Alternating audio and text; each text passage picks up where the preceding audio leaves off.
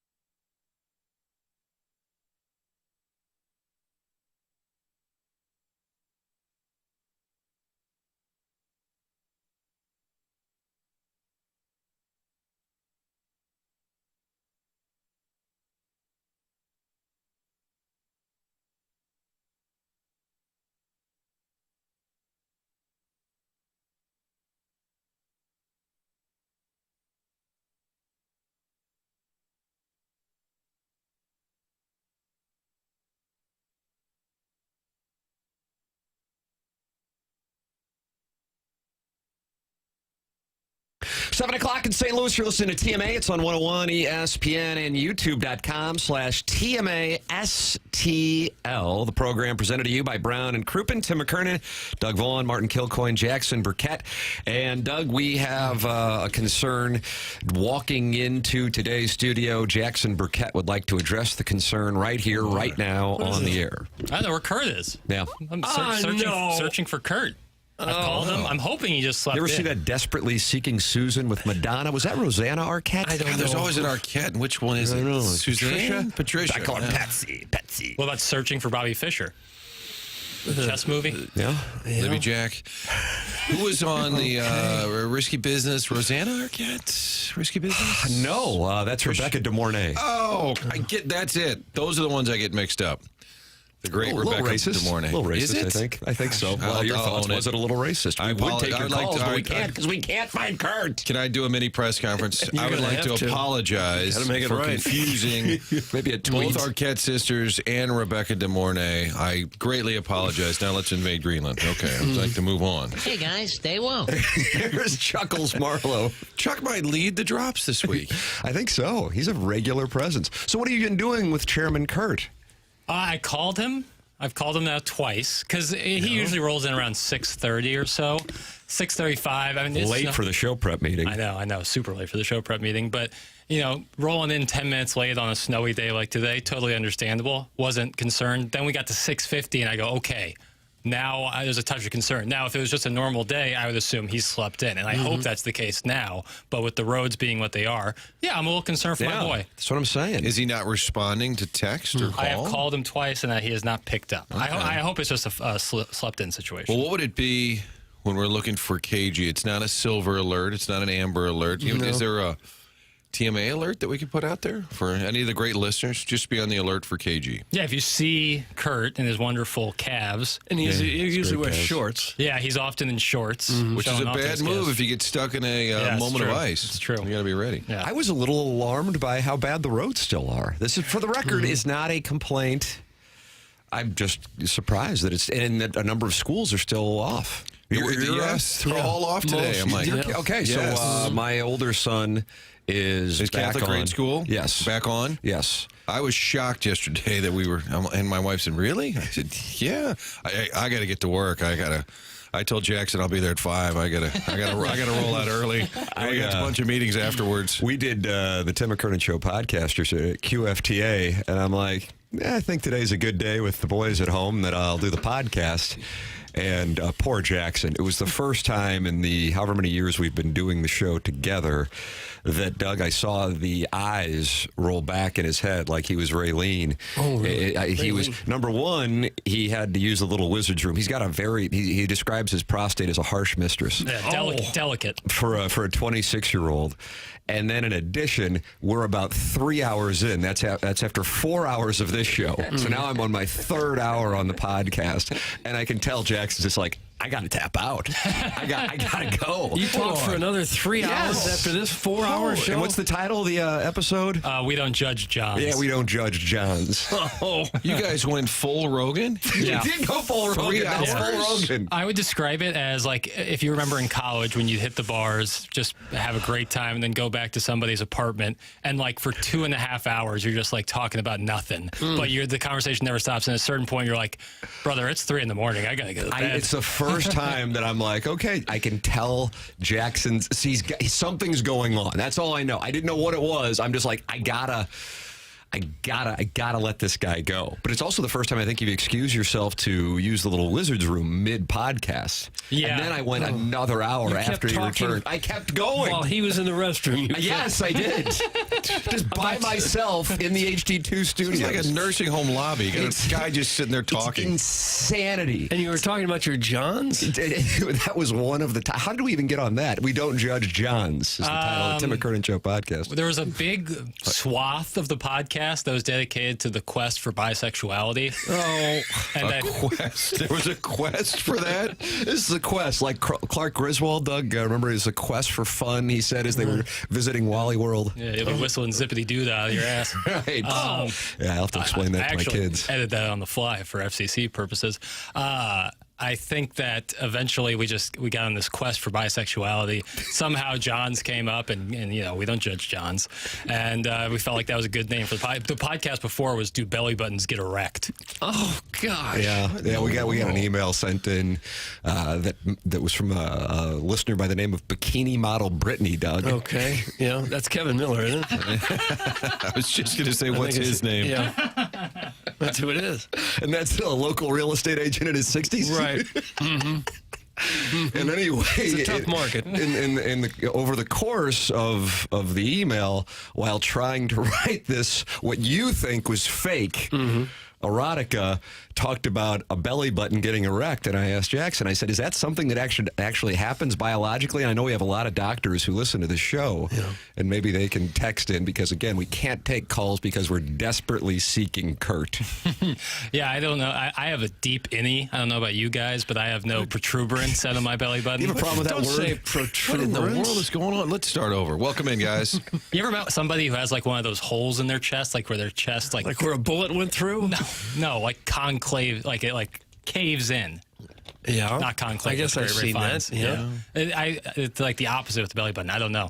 I'm confused. I'm wondering how all of these topics come afloat on your show there, Tim. And I'm reminded, a friend of mine is a morning news anchor, and some guy would email him, say, hey, you do a great job. And then a couple back and forth. Oh, thanks for watching. Oh, is that a new tie? And then the guy said, do you play?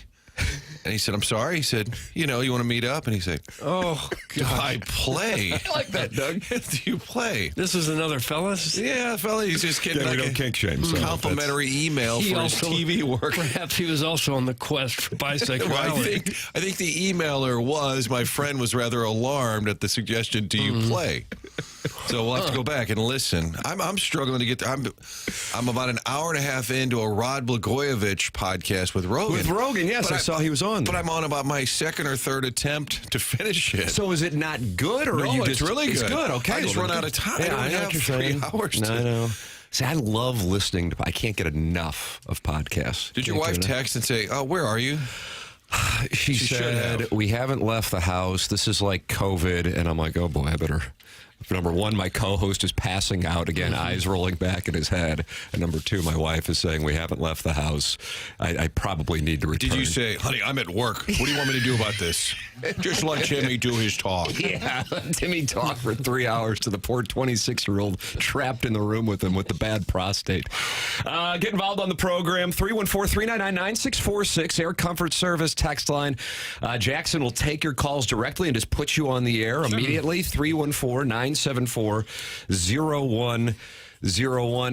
Doug, the Blues were on the verge of what I thought could have been, dead serious, I was thinking this while watching it last night, on the verge of what could have been the win that would have been the launching pad for a run, because coming back from an early 2-goal deficit, taking a 4-2 lead, and then, ideally, closing it out, the Wild yank their netminder, and Fleury comes in at 40 years old. You're going, okay, we're going to be fine here. And then you got a 4-game homestand.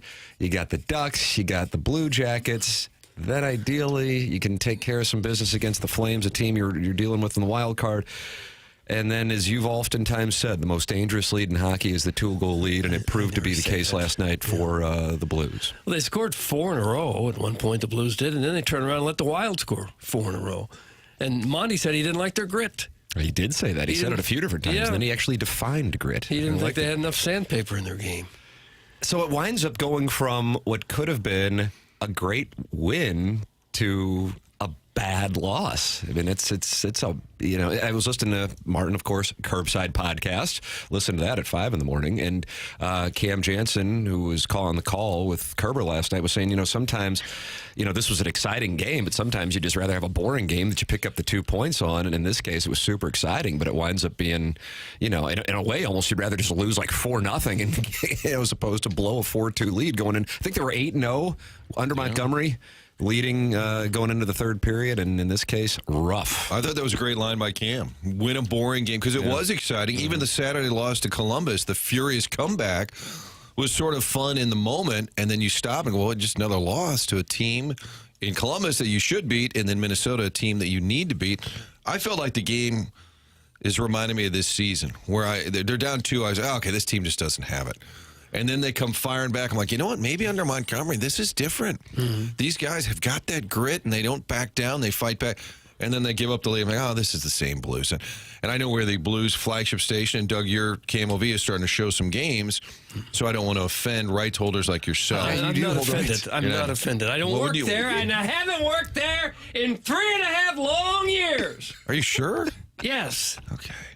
So I don't want to offend you and KMOV with the games they're going to be carrying, or us being the rights holder. Gary Apple. But watching that whole game, Gary Apple's not there. He left in like 1990. TVG. TVG was gone like in the 80s. Bob West. Replaced. Les Carmichael is not there either, you may be Dave surprised Simon. to hear. Dave Simon was gone long time ago. About the 10. What time do you got? Skversky.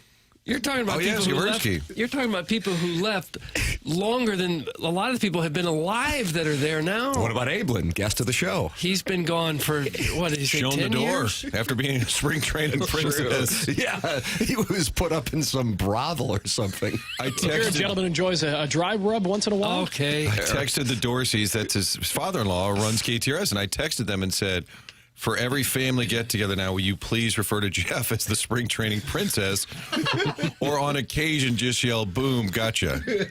I want that desperately to become a family thing for them. But this Blues game, there's a Minnesota team you haven't beaten this year, and you got a chance. The 4 unanswered goals, it was really inspiring. And once they got that 4-3, I said, okay, it's not going to happen. Here we go. Here it's coming. Yeah. And then the third period, it goes to crap. So I do feel like it's the ride you've been on as a fan. Like, oh, okay. Well, we're not that good. Oh, no, actually, we are pretty good. Well, maybe we're not. And maybe this is just who they are. They're just average. The thing is, when you hear these guys talk, when you hear Montgomery talk, I really think they believe they're a damn good team. And I'm not just saying like they're maybe a team. I think they think they're a damn good team. And so that was really when they got the empty netter, which was a bad break off the official. And God, they had sustained pressure in the Minnesota zone for the final few minutes and weren't able to capitalize. Minnesota gets the empty netter. I just felt like they were really deflated and taken aback because, again, you're coming off the high of that win on Friday night against the Senators. You know it's going to be tough with the back-to-back against the Blue Jackets, and to their credit, they rally, but they're not able to catch up in the third period Saturday night. Then there's a little pressure, a weird spot that you stay on the road trip because of the weather in St. Louis, and then you mount another comeback, and you're not able to, in this case, hold on. I'll be anxious to see how they respond when they're back in St. Louis and taking on a bad team and the Ducks, because they're kind of in a spot now where they really got to rattle off some wins. I realize that, it's only halfway through the season, but when you look at the gap between the Blues and some of these other teams that they're chasing, you're in a spot where you don't have the luxury of missing opportunities like they've missed. Keep in mind, we're not just talking about last night's game, but also Saturday, and in addition, the previous Sunday against the Sabres. I mean, these are the lesser teams, not last night, but some of these teams they've been playing, and then you look at the second half of the schedule in January, and they're playing some of the best teams in the league again. So you got to capitalize on. Here's the soundbite that Martin was making reference to and Jackson was talking about with regard to Jim Montgomery not happy with the grit, Doug. You call that sandpaper. Sandpaper. They need more of that in their game. There was a lot of moments where we needed to bear down more. And, we need that kind of, like I call it grit. It's just, you got to want to win that battle so that you can move pucks forward. So that you can, either live another day or produce some offense going the other way. I didn't like how we handled the adversity today. Yeah. Mm-hmm. I like his voice. I can't figure it out. There's a dialect there. There's a little something. It's Kevin Costner in Yellowstone with Ron Caron around the trade deadline. Ron Caron, there is some meat on the bun. What do you think about that? I feel really good about that. I feel really good about my talent, number one. And I don't think I've ever said that before. But did he Lemming himself? Yes, he did. Yeah. Yes, he sure did. Yeah. No, there's no bigger Tim Lemming than Tim. I believe that's the quote that I'm working off of. Your thoughts are welcome on the festivities last night in St. Paul, Minnesota, 314-399-9646. That's how you can text in the Air Comfort Service text line. And then friends have gathered in the YouTube chat. John Score says, it just reminds me of the Cardinals in a tie game in the 8th with 2 outs, always a walk, and then a stolen base and a blue pit, game over. That's John Scores, your November Milagro Tequila Lister of the Month. And then Stag responds by saying, can you get grits at Cracker Barrel? And I think the answer to that question I think absolutely is yes. Yeah. That's the affirmative, Stag. I think they just started serving beer at Cracker Barrel. Wasn't that a big difference in the past I know they year? changed up the marketing. Beer and grits for They got breakfast. rid of Well, my you don't have grilled to have chicken beer and sandwich. grits, but It's like grits. That's like potatoes, right? No, I think it's just a starchy thing. It's good for you, though. Is it? Porridge. It can't be. Yeah, you're a porridge guy. You've always been a big porridge. I don't like breakfast mashes. Like Breakfast mashes. Who has a take on that? Well, like how do you have a take on that? oatmeal. I like oatmeal. What about cream of wheat? Yeah, hot cereal, all that. What's your position on shepherd's pie? Love shepherd's pie. Too But that's a interesting. dinner. It's kind of a contradiction, though. That's dinner. But oatmeal, like all that looks like it's already been eaten. Like I don't have time for that. Baby food. Grits, it looks like mashed potatoes a little bit, and then it fools you. I'm out. It fools you. Fooled my brother. Fooled Like the crying game? It's worse. Wow. Or better. That actually is a take. Or better, depending. We don't judge. Amen. Doug, hey, big doings here. Guess what's doing? What? Watch this. Billikens, rah, rah, rah. Billikens, rah, rah. Now, are you coaching tonight, or is Josh Schertz? Because he wants to host the show, and you want to coach the team. I'll take the helm if you can't make it. The Billikens host the Bonnies tonight at Chaffetz Arena. 7 p.m., the top 2 teams in the A10 standings. Andy Katz ranks this matchup as the 9th best men's college basketball game this week. And fans can purchase a Billikens Tumbler-themed ticket for only $20 for tonight's game, and that's at SLUBillikens.com. Fans can purchase a ticket for the game for only $15 at SLUBillikens.com. So you can go see a Billikens game tonight at Chaffetz Arena for only $15. Wednesday's matchup pits one of the league's top offenses and the Billikens against the top defense in the Bonnies. Watch this, Doug. The Bonnies. Nobody beats the Bonnies. Very That's their nice. chant. Very Meanwhile, the Billikens, rah, rah, rah. Billikens, rah, rah. Okay. St. Louis University 2-0 in the A10 for the 4th time in its 20 years in the league. The Billikens won their first 2 conference games, both by a double-digit margin for the first time since 94-95. And you can see them take on the Bonnies tonight. Only $15 at SLUBillikens.com. That's where you can get it. One of the top matchups in college basketball this week, per Andy Katz. It's the Billikens hosting the Bonnies tonight at Chaffetz Arena. Get your tickets for only $15 at SLUBillikens.com. Tim McKernan, Doug Vaughn, Martin Kilcoyne, Jackson Burkett with you. Anything from Chairman Kurt, Jackson? He just texted us. Oh, wow. Oh, no. He's alive? Oh, boy.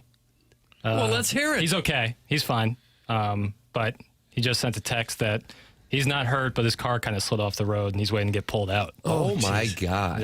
Where is he? I don't know. Slid off the road. I'm waiting to get pulled out. Car's good, not hurt or anything. Oh, there's the text. Okay. Gosh. Holy crap. Oh, man. This is what I was nervous about.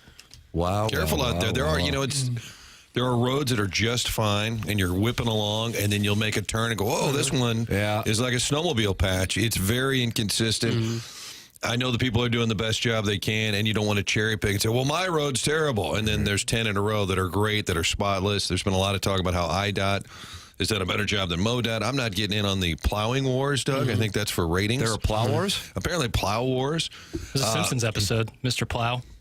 Was there? Mm-hmm. Wow. That name again is Mr. Plow. People out there I got to figure out what you have. It's not Asperger's. It's not. But you have some randomness that I really enjoy. He's very open about his ADD. Right? Oh, yeah. It runs rampant. Yeah. I think you're like Dudley from Royal Tenenbaums, where Bill Murray's I'll take it. Bill Murray's just studying him the whole show. Yeah, it's better than being Hackman. And then he says, "How bizarre!" He just as he's studying the young man.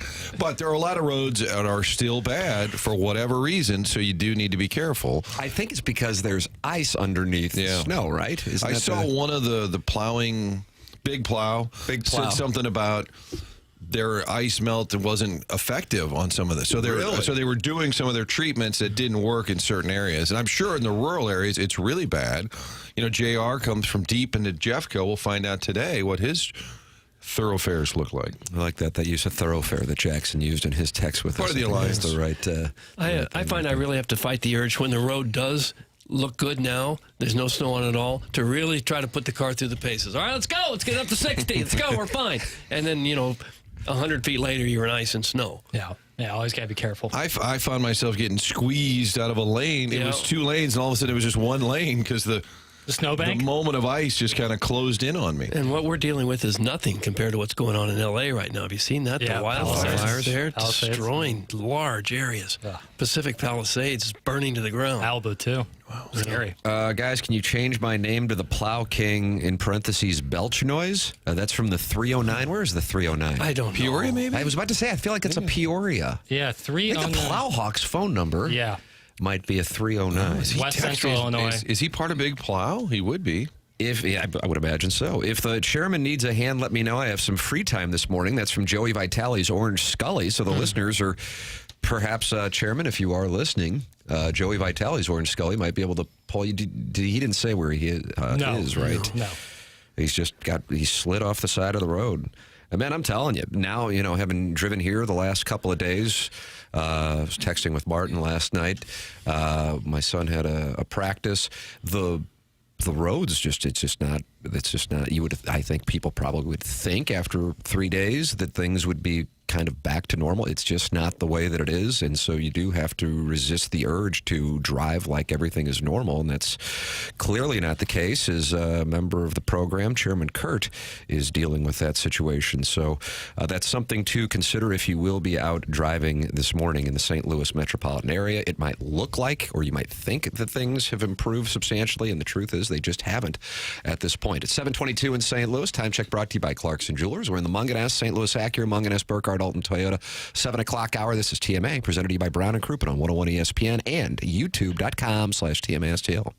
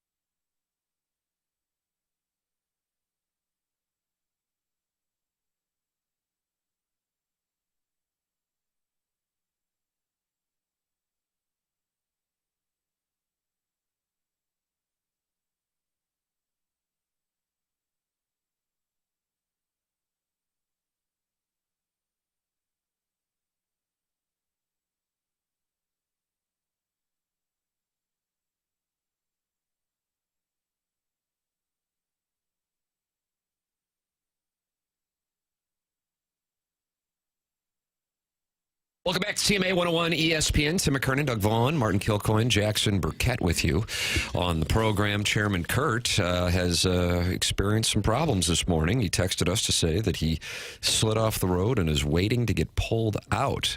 He says he's fine. He's not hurt or anything, but that's an illustration of what the conditions are like in the St. Louis metropolitan area.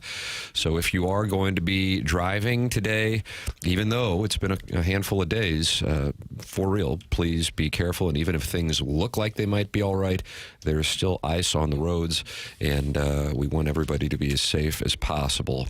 Chairman Kurt says he has a family member with a truck helping him out, even though Joey Vitale's Orange Scully, loyal listener, offered to come and pick him up. Doug, we talked about the Blues' loss in the first segment here in the Munganess, St. Louis Acura, Munganess, Burkhardt, Alton Toyota, 7 o'clock hour on 101 ESPN. And we will be joined by Jamie Rivers in the 8 o'clock hour. He'll be with us at 8:50. That's correct. You looked at me like I had slid a finger somewhere that you weren't expecting. I'm always open to that. But What was that? You just soiled the sanctity of my marriage vows. I thought that, it would be we talk about camaraderie all the time, and I thought, maybe getting to each other, physical touch is some people's love language. What are you talking about? It's unimportant. I'm going to start studying you. This is a sports show. Martin's now taking notes on his partner in the alliance. Jamie Rivers at 8:15. Okay. Just wanted to look Yes, over. he is. Yes, he is.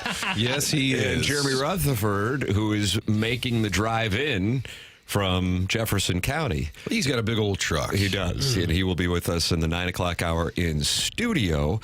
And then, Martin, we have a surprise guest. Oh, yeah, almost forgot. Yeah. Hopefully they didn't forget. Hopefully, no, I think we're good. Does that mean this is like, how are you rating this surprise guest?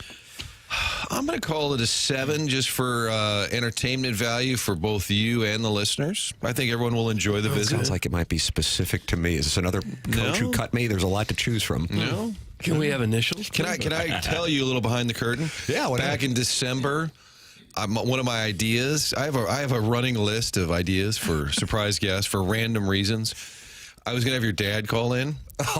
And Jackson goes, I don't know. Thank you. Because I would not want that, actually. And he said, I don't know if Tim would enjoy that. That's exactly right. I would not want that. And I said, it might be kind of funny. And Jackson goes, I don't know. And I said, I'll let it go. That's a good. So it is not your dad. I'll just tell you that. Although my potentially biological father and the gentleman who raised me, I know they are on edge for tomorrow night's festivities with Miami. In Miami with Notre Dame and Penn State. And the weather situation that they have is not in Miami. The forecast in Miami is great, but in the Dallas area, there's a situation. What's going on there? So the Cotton Bowl Friday, Ohio State. Yes, Ohio State, Texas. What's going on there? Because I saw they were talking about the possibility of moving the game. Yeah. So there's a winter storm warning in effect starting 6 a.m. on Thursday to noon Friday. That would certainly fall under the parameters of the game. Didn't they move it just to the Jerry Dome? It is in the Jerry Dome. I see what you're saying. It's a Cotton Bowl. So it's not at the Cotton Bowl. I'm sure it's never mind. It's not at the Cotton Bowl. But it is the Cotton Bowl. I got confused there. I was thinking it's in Arlington. They don't play the Cotton Bowl in the Cotton Bowl. That's correct. Well, Missouri was in there last year for the Martin. I don't know if you knew, but they won the Cotton Bowl. That's when did they print shirts? Decade. They should have printed shirts. So Arlington has a winter storm warning in effect. Starting tomorrow. The dome is fine, right? But the access to the game would be for fans getting Dallas there. Gets a lot of ice, and a lot of ice storms, and their infrastructure isn't necessarily prepared for it. Yeah, so that could affect fans. I think the players will be fine. The game will be fine. You can't do this to Notre Dame 2 weeks in a row. This would be Ohio State. Texas. That's not the Notre Dame game. Okay, sorry. Well, maybe you can do it to Notre Dame. Yeah, but I would imagine it's more impactful for Ohio State fans. Right. Texas fans, certainly, don't get me wrong. They monster state. They're coming from all over the place. But if you're flying in from Cincinnati, Cleveland, Columbus, that could be a situation for that game. But they announced last night that they will not be moving it, at least as of right now. The game that Joe Theismann, when he was with us, was talking about, he was concerned about the weather because you can have rain, in particular in the afternoon, and it is an outdoor stadium. In the Miami area, that forecast looks perfect, but it's the one in Dallas that... Joey T would come back on the show. What do you think? Absolutely he would. Yeah, absolutely maybe let's get him on tomorrow, a little preview. Yeah. Either him or your real daddy. It's up to you, Tim. Just have the other guy on. I'm going to be so nervous. But again, it's a weird deal because I'm not a Notre Dame fan, but I want them to win for my parents. And so it's like, in a way, it's like watching my kids play sports. I'm not involved, but I want them to win for my parents. And I didn't realize how much beating Georgia meant to them. So I'm emotionally invested in a different way than when I'm watching Missouri play, for example. I'm really leveraged on tomorrow night's game. I also, I was listening to Reese Davis and I think it was Pete Thamel talking about the game. Thamel? Yeah. It's like I fought with that one. And I finally come to a conclusion. It's Thamel. But Reese Davis is like, and he's predicting Penn State, Ohio State. And I don't think anybody would have a problem with that. And I'm going, I think that's the one matchup that nobody really wants around the country. Penn State, Texas, fine. Notre Dame, Ohio State, fine. Notre Dame, Texas, fine. But I don't really want to see a rematch, just like I wouldn't want to see, Notre Dame play Texas A&M again if they played since they opened up the season against you. Am I in a minority Penn State position is the there? least appealing of the four to advance. But I see Penn State, Texas, just because they hadn't played. I agree with you. I just think as a brand but I just don't want to see a rematch. That's right. like I didn't want to see Georgia, Texas in a rematch in the SEC championship game, but that's what we got. I remember there was a year where Florida State played each other, and that was a rematch. I think that was in the Sugar Bowl 20-plus years ago.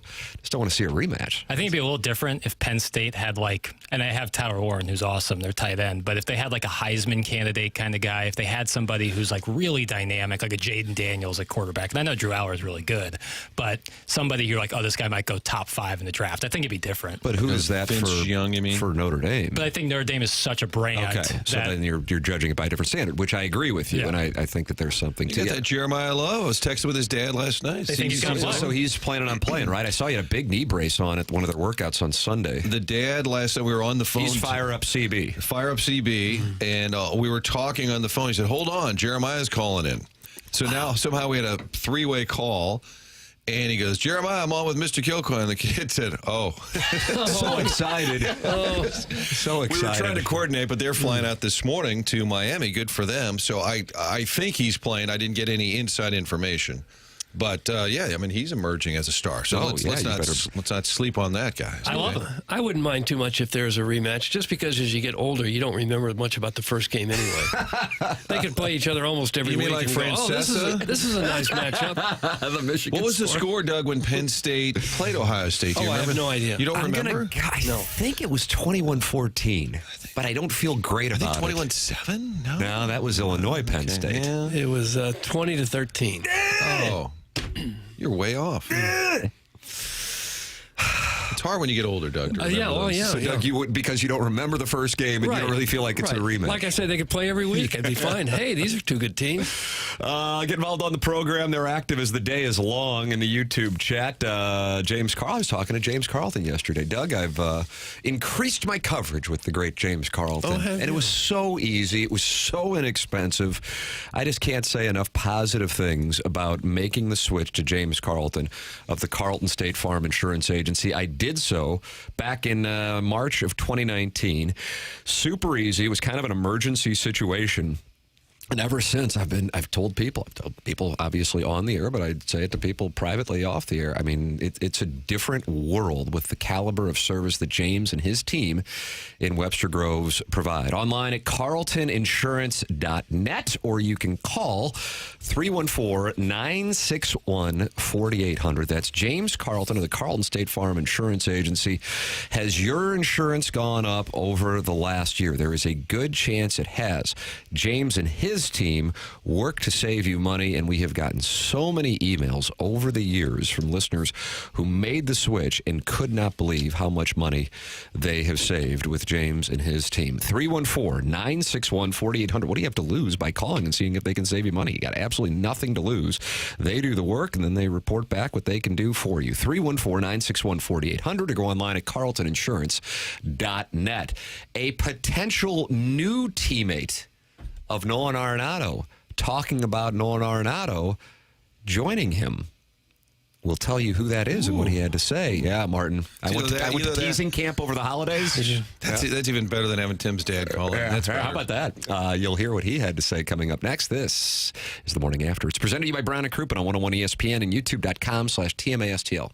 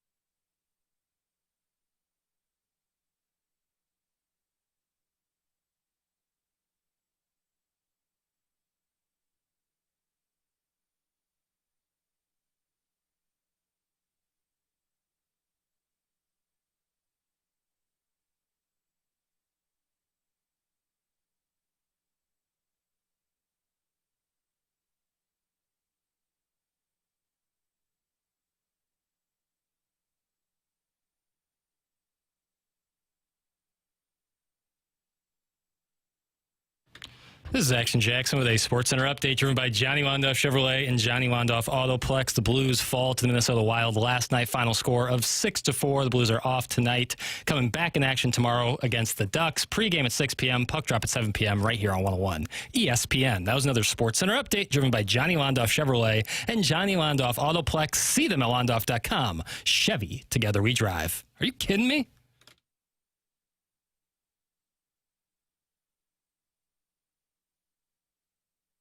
It's the Morning After, 101 ESPN and YouTube.com/TMASTL. Tim McKernan, Doug Vaughn, Martin Kilcoyne, Jackson Burkett with you on the program. And you are welcome to interact with the listeners at YouTube.com/TMASTL in the chat. The studio cameras here on 101 ESPN brought to you by the Air Alliance team. Doug, you can read in Nesson this morning. You know what that stands for? New England Sports Network? I think that's correct. Okay. Yeah. That's correct. Story about Nolan Arenado and the Boston Red Sox, including a quote from a current member of the Red Sox who has played with Nolan Arenado and giving his thoughts. Here is what the article has to say. Red Sox Chief Baseball Officer Craig Breslow has been adamant about adding a right-handed bat to Boston's lineup. Trevor Story doesn't need any convincing that Nolan Arenado would be the perfect fit to balance out the Red Sox order. The Red Sox have been involved in trade rumors for Arenado throughout the offseason, with the Cardinals looking to move on from the star third baseman. Speculation heated up this week that Arenado, who has a full no-trade clause and reportedly blocked a deal that would have sent him to the Astros, sees the Red Sox as, quote, his preferred destination. Story certainly is on board with the Red Sox trading for his close friend. The two spent 5 seasons together with the Rockies and becoming teammates with Arenado once again. Quote, obviously it seems like a cool idea and we would love it, Story said to Nesson. I think he would thrive in Boston just given his intensity, his love for the game, his passion for the game. He's a superstar, man. I don't think we're turning down anybody who wants to play in Boston and wants to do it. Obviously a cool idea, but a lot of things need to happen for it to happen. So it's Trevor Story talking to Nesson about Nolan Arenado joining the Boston Red Sox. He said Nolan's one of his best friends. And obviously, when you hear that type of speculation, you get excited about it a little bit. I just know the type of player he is, the intensity that he brings, just the work ethic that he can provide from a leadership standpoint, too. He's one of the guys I learned from. That's Trevor Story on Nesson.com this morning regarding the possibility of Nolan Arenado going to the Red Sox. I believe even the latest Katie Wu article about it said it's not clear if the Red Sox are interested. I keep going back to the fact, where is this coming from if the team that he would be going to, it isn't clear. Now, maybe they just haven't gone on the record or told anybody their intentions. It does seem a little odd that part of this story is that the Red Sox may or may not be interested. You think it could be possible media speculation, just trying to make a trade? I honestly wonder, and I have no idea. Are the Cardinals talking to agents and saying, hey, what about Boston? That'd be kind of a good spot for, like, they need it to happen in their mind, and they need a dance partner. And if the Red Sox aren't interested, can you talk them into it? See, my theory is Arenado's agent. It's just putting it out there. Yeah, well, I would agree with that, too. Because I'm sure they're sitting there going, I mean, we're 5 weeks away here, boys. Correct. Yep. This has to happen. So that's my theory on it. But yes, the Cardinals floating it would make sense as well. Yeah, I think somebody's floating it other than the Red Sox, who, again, it keeps saying may not be interested. It's not clear if they're interested. So Trevor Story now getting, and maybe even Arenado's agent says to Story, hey, why don't you get quoted? Why don't you put it out there, put the pressure on him? But if not Boston, I'm starting to think he might be here. Remember the intention? It's our intention to try. That was they have tried. They didn't lie. They have tried to trade him, and it was their intention to try. Right? Was that the line at the winter meetings that they were open about the fact they're trying to trade Nolan Arenado? I would love at some point to hear his thoughts. It's got to be super embarrassing to be shopped around like this. Like, can't find a taker. Embarrassing and frustrating, I would imagine. I mean, you want to get out of here. You know you're still a highly regarded player, and yet you haven't found a landing spot. How about this from USA Today this morning? There's been $2.6 billion spent in the first 69 days of free agency. With 5 weeks remaining until spring training, everyone but the powerful Los Angeles Dodgers still have Dunkin' Donut-sized holes left to be filled. Was that product placement in the column? Is that where we are now? He paid for that, yeah. Oh, I like that. Well done. Well done. I like that. He could have just said donut, but he didn't. He said Dunkin' Donuts. Yeah, I like that. Nice weave. While the Mets, Dodgers, and Yankees stole the headlines by spending $1.45 billion of that $2.6 billion this winter, and 3 teams in the NL West dropped at least $180 million in free agency. 1/3 of all teams have shelled out less than the $10 million Juan Soto will earn the first 6 weeks of his new job with the Mets. There are 6 teams in baseball who have not spent a single penny in free agency. Doug, would you like to? I know you love guessing games. Would you like to? Cardinals? Yes. Good morning. Chicago White Sox probably in there. No, they actually have spent. Okay, but the Cardinals are Oakland correct. did too. Oakland, Oakland's freewheeling. Marlins probably haven't. Marlins, that's good. Yeah. Have not spent. I think you're going to be surprised by one Guardians, Twins, one of those? No, none of those, boys. None of those. Angels, can we have initials now? MB. MB. Milwaukee Brewers. Nice. Their source really. Well, the M and the B kind of helped. I'll tell you what, I'm excited for this Brewers series. How about that? They're kind of in a shutdown mode. I think the Cardinals' hedge is always, well, the division might be crappy. Yeah, the National League Central. It's kind of like being a football team in the Big 12. It's like, I don't know. Guess we got a shot.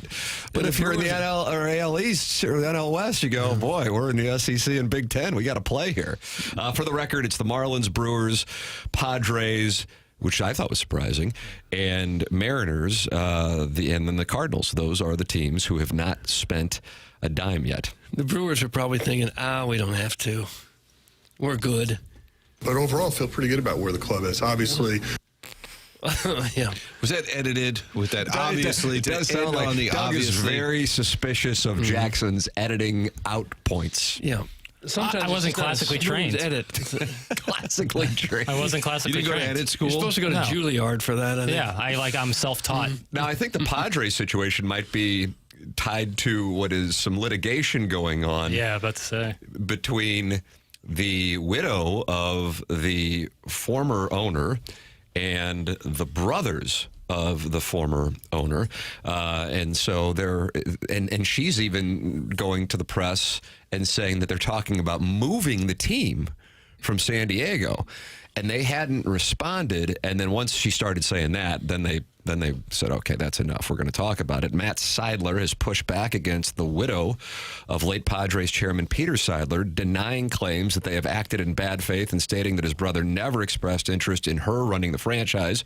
Matt, one of Peter's 9 siblings, also strongly refuted suggestions he might consider relocating the franchise. So a complaint was filed in a Texas probate court Monday by Sheil Seidler, who is married and has 3 children with Peter Seidler, who passed away last year, accusing Matt and Robert Seidler also of fiduciary breaches of trust, fraud, conversion, and egregious acts of self-dealing in their roles as trustees of Peter Seidler's estate, while also claiming that her late husband wished to make her the Padres' control person. Sheil Seidler also claimed that Matt Seidler's efforts to name the eldest brother John as control person, quote, may well be part of his efforts to sell and perhaps relocate the team. So as you can imagine, all hell's breaking loose in San Diego as there's a fight over ownership, and now fans are worried that they might lose another franchise for the second time in a decade, with the Chargers going to Los Angeles. But why relocate the team? They got a great stadium. They've got strong support. It's a threat, I guess, to scare people. But don't most moves start with bad stadium, bad fan support? They seem to have check and check. Good stadium, good fan support. Yeah, it feels like a false claim. They also had an NBA team at one point that they lost. They're going to give St. Louis a run for the money. The Clippers. World be free. Bill Walton. Bill Walton? He was on the San Diego Clippers. Was he? Was that pre or post Trailblazers? Asshole. Wasn't he drafted by the Blazers?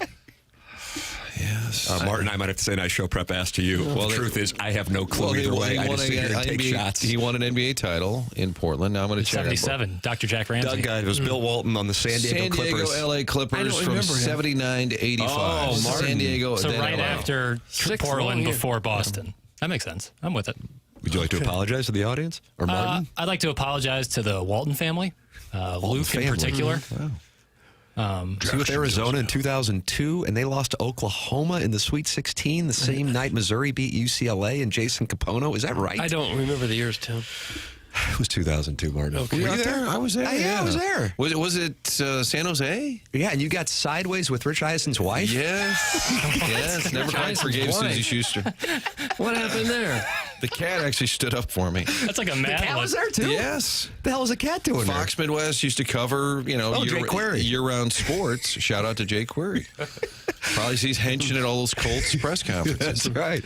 We had a shared photographer through Fox, and I don't remember all the particulars, but I had to shoot a stand-up or two because Mizzou was playing, and she had no time for me to get anything done on my end, kind of dusted me off a few times, and we were in a satellite truck, and the cat goes, might want to be a little nicer. He's kind of a big deal in St. Louis, And she's like, I need to finish my story. It was very clear in the pecking order. She was with Fox Net, and I was some nitwit from St. Louis. And it was very clear. Now, God bless her. I'm sure she's a nice woman. It was probably just a bad moment. But we were a little sideways that day, and I don't remember. I'm sure I said something. You let her have it? I probably said something rather sarcastic in return. Said our little puppet show back home wouldn't mind a little video or something. I'm sure I said something along those lines. But, yeah, she was, I think, dating Rich Eisen at the time, and I'm sure she's a lovely person. But we did not have a good experience. Oh, no. And that was at the 2002 regional, Doug, when Mizzou lost to Oklahoma, was it? Or was it UCLA? That's correct. They beat UCLA. They beat UCLA and lost to Oklahoma, and they hit like 50% from the free throw line. Kareem Rush, maybe? Kareem Rush, Ricky Paulding, Arthur Johnson. You have to hit your free throws? Well, you got to hit your free throws at Warsh. We got Gary Finkel waiting, and I want to talk some Mizzou. Oh, why not? Doug, I had a listener for QFTA, the 3-hour went full Rogan yesterday that tickled Jackson's harsh prostate, to say that they won, how about this, $100,000 finishing second in the Millionaire Maker on DraftKings in Week 17 of the NFL season, and said, hey, I know you play a lot of daily fantasy sports. What do I do with this? Because I don't know how to handle this from a tax perspective. I said, I got the answer for you. Mark Milton, STLTaxLawyer.com. Because a buddy of mine who's become a millionaire playing daily fantasy sports, I know he works with Mark. Mark Milton's online at STLTaxLawyer.com. Well, one thing you definitely don't want is problems with the godforsaken tax man. And you can get that with the big winning, or maybe you're supposed to pay quarterly and you get behind on that, or maybe you inherit some money, you don't know how that's supposed to go. Well, Mark Milton is there to handle all your problems. If you have years of unfiled tax returns or tax liens, bank levies, maybe wage garnishments are a problem. Heaven forbid you're facing IRS criminal investigation, because if you are, mister, you got some real problems, and you should contact STL Tax Lawyer Mark Milton at STLTaxLawyer.com. Mark Milton and STLTaxLawyer.com provide a local and holistic approach to tax resolution. You wonder his resume, what he's done? Well, he started his legal career at the Department of Justice Tax Division in Washington, D.C., where he represented the IRS in tax cases throughout the country and even received the DOJ's Outstanding Trial Attorney Award. This guy is simply one of the best tax attorneys in the entire nation, and he's right here ready to serve you if you need him. He now helps individuals and small businesses solve their tax problems. I go to Mark Milton. You should too. He's just the best. If you have any kind of IRS issues, contact Mark Milton at STLTaxLawyer.com today, and you'll be saying, hey, I am not guilty. I am with Milty. Remember, the choice of a lawyer is an important decision and should not be based solely on advertisements. Ladies and gentlemen, this is The Morning After. It airs on 101 ESPN and on the 101 ESPN app, which is brought to you by Dobbs Tire and Auto Centers. You can always go back and podcast anytime you would like. And our podcast of all of the programs here on 101 ESPN brought to you by Schaefer Door Company. Jason Gassrow online at SchaeferDoor.com. And, of course, you can participate in the conversation on the TMA STL YouTube channel, youtube.com/TMA STL. One of the biggest names in sportscasting talked about how he nearly left his show and then also some of the criticism that he and some of his cohorts have received here as of late. We'll have that audio for you, tell you who it is, coming up on the other side of the break. Once again, Doug, my teasing camp over the holidays, it's just something I'm really dialed in on. Jamie Rivers on the Blues defeat at 8:15. Jeremy Rutherford taking your two-part questions in the 9 o'clock hour, and the Design, Air, Heating, and Cooling email of the day at 10:45, the morning after at InsideSTL.com. This is TMA, presented to you by Brown and Crouppen on 101 ESPN and the TMA STL YouTube channel.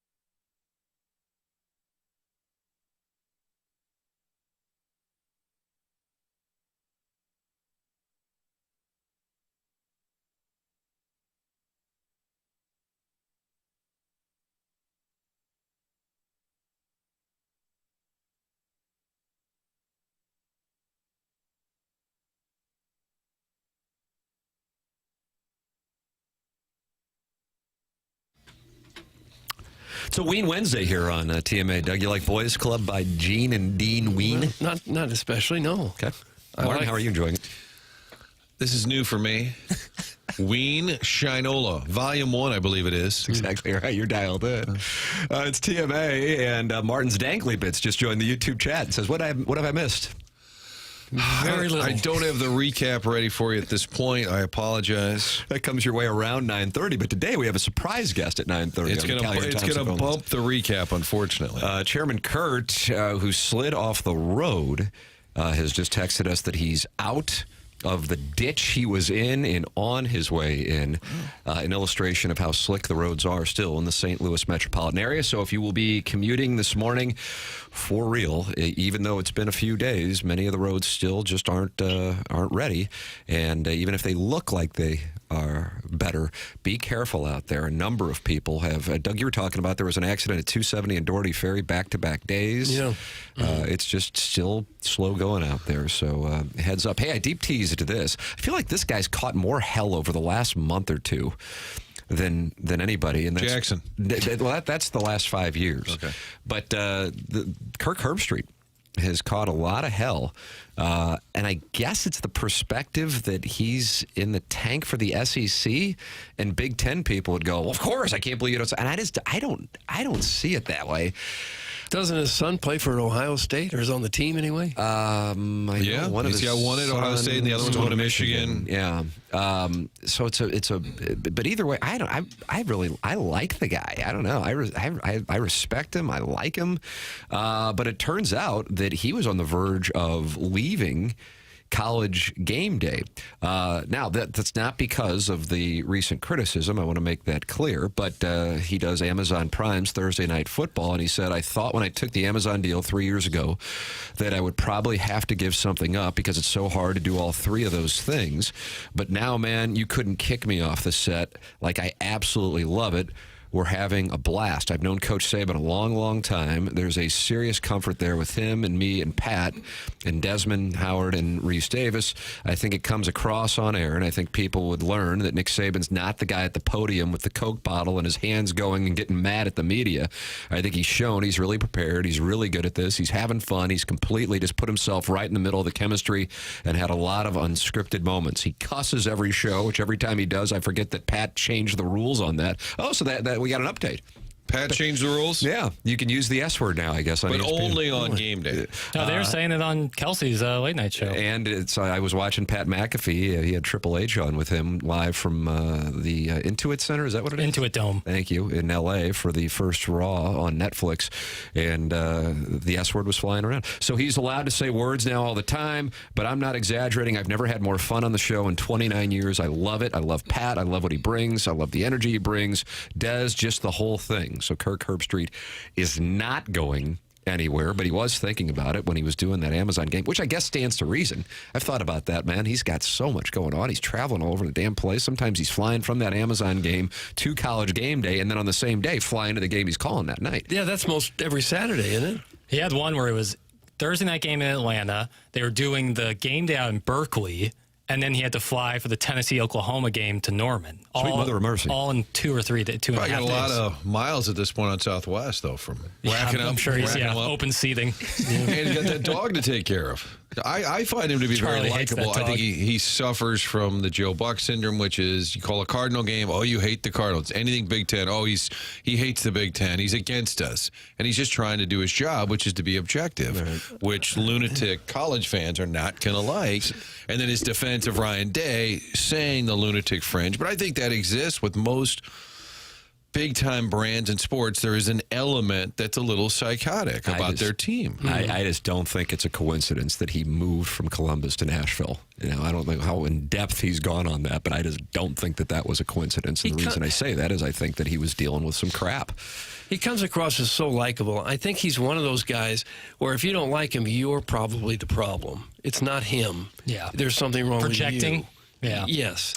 Here's what he had to say regarding what he has received the most criticism for is ESPN and his SEC bias, the perspective that ESPN wanted the SEC in there. And again, this is coming with Notre Dame, one of the biggest brands in college football, going up against Penn State tomorrow night, and then Texas, one of the biggest brands as well, going up against another huge brand in Ohio State. Here's Kirk Herbstreit. The ESPN loves the SEC so much that we could not have paid for a better Final Four with Notre Dame and Ohio State and Penn State and Texas. The only one missing is Michigan. If you could somehow wedge Michigan in. So like this idea that we want Alabama and Texas A&M and Auburn, are you kidding me? Like if you're asking us who we would want, we'll take Ohio State every year, Notre Dame. Like this is a ratings bonanza. So if you're going to accuse us of anything, you should accuse us of wanting Ohio State, wanting Notre Dame, and these big brands. If you knew anything about ratings, that's who you want.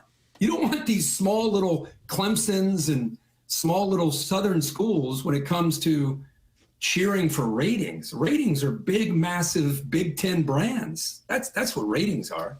And Notre Dame, who either people love or hate. Yeah. If you get Ohio State and Notre Dame in the national championship, you think we're going to be like, doggone it, if we could have only gotten a couple good brands in the championship. Just didn't work out this year. So he's responding to what? People thinking they're mad there's no SEC presence. Yes. I mean, Texas, I barely remember they're in the SEC. I still think of them outside of it. But is that what he's responding to? That it's we don't have Alabama, we don't have Georgia. I think he's right. They're just fine. And people who are critiquing it don't know. I mean, they're in a great spot. I think it's great that the different teams are in there. I don't want to see the same teams there every single year. And it involves more of the country if there's new teams come in and win a championship, or at least contend for it every year. There hasn't been a back-to-back Big Ten champion since 1965, 1966. How about that? And there is obviously a really good chance that that's going to happen, considering half of the remaining teams are from the Big Ten, and certainly the favorite right now is Ohio State. Your thoughts are welcome anytime. 314-399-9646, Air Comfort Service text line, and you're welcome to call on the Callier and Thompson phone lines, 314-974-0101. Tim McKernan, Doug Vaughn, Martin Kilcoyne, Jackson Burkett with you. This is TMA, presented to you by Brown and Crouppen on 101 ESPN.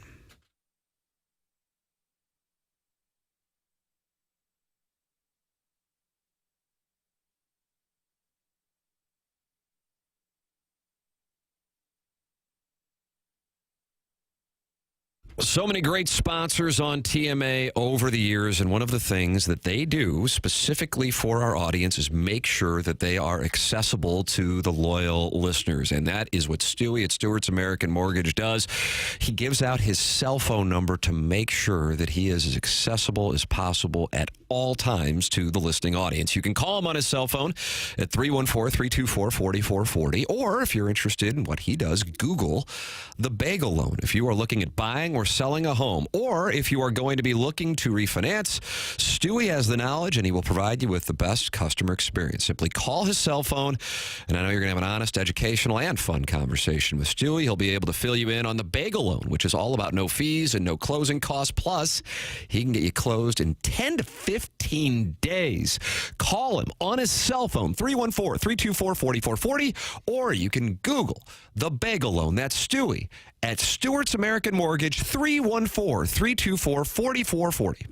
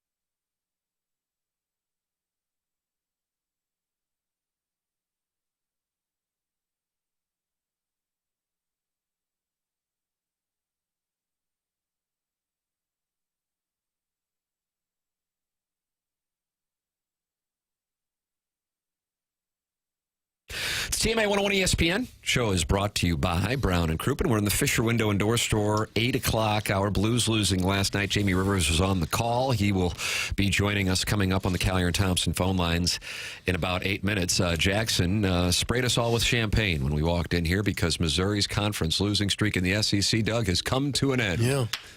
After 670 days. Oh, gosh.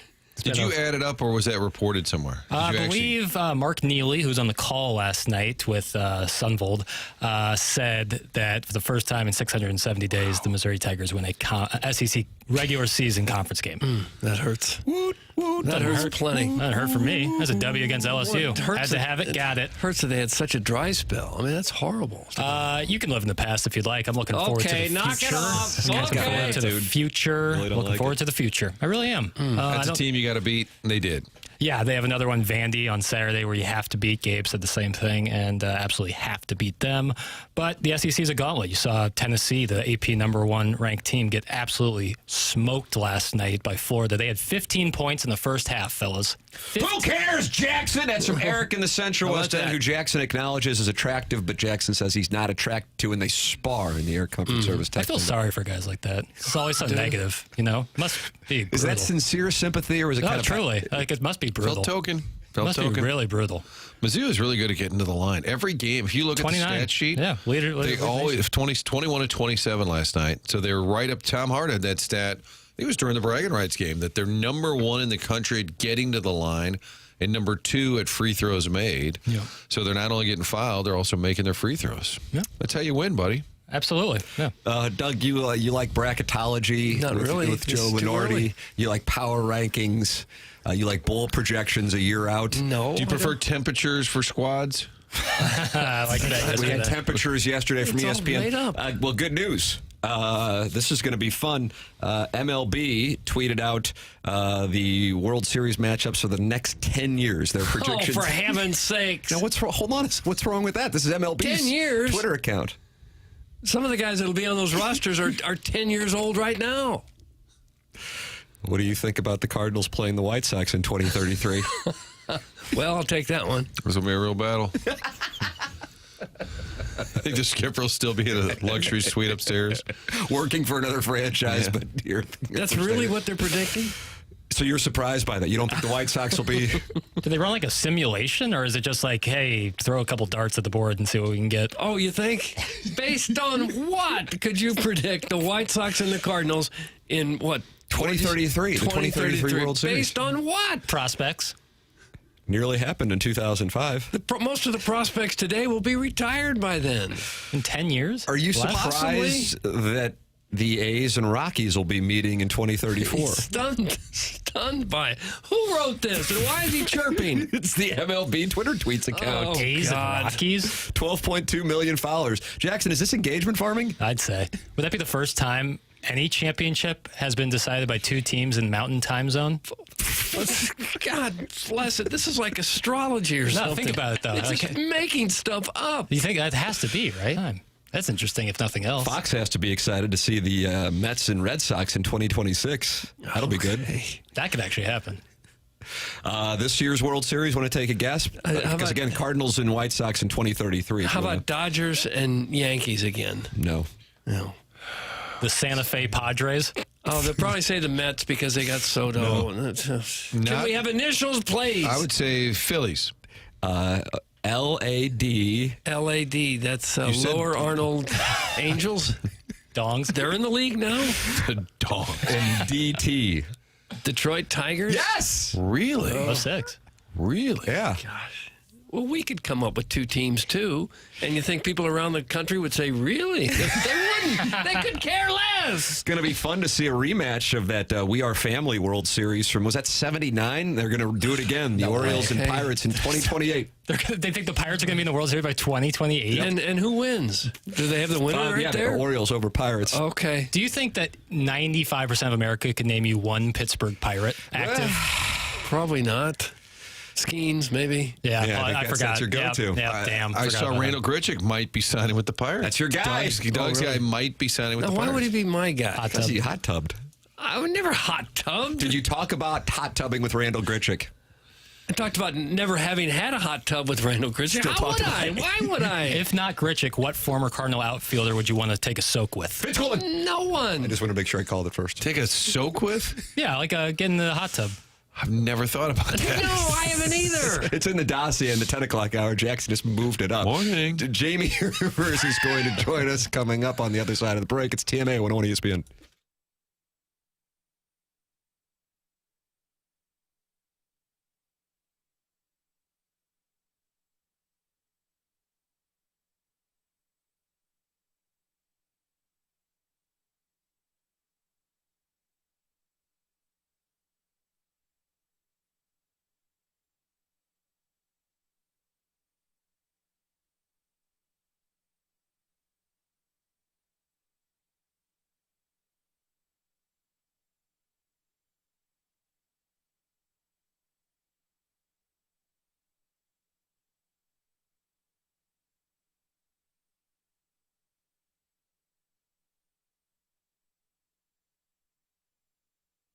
Hey, Tim McKernan here for Universal Windows Direct. In 2025, let's start fresh by making your home more comfortable, energy efficient, and draft free. If you have been feeling the chill in the St. Louis area in your home with these temperatures over the last few days, then this is an opportunity to help the cause with your comfort and your bills. Universal Windows Direct can help you kick off the year with a warmer, cozier home and incredible savings. Buy 2 windows, get 2 free. That's right. For every 2 windows you buy, you'll get 2 more absolutely free with no limit and 36 months of no interest financing. Plus, if you've already received a quote from another company, bring it to Universal Windows Direct and they will beat it. Call Universal Windows Direct today at 314-334-2522 to schedule your free in-home estimate, or you can visit universalwindowsdirect.com. And like me, you'll be saying, I love my windows.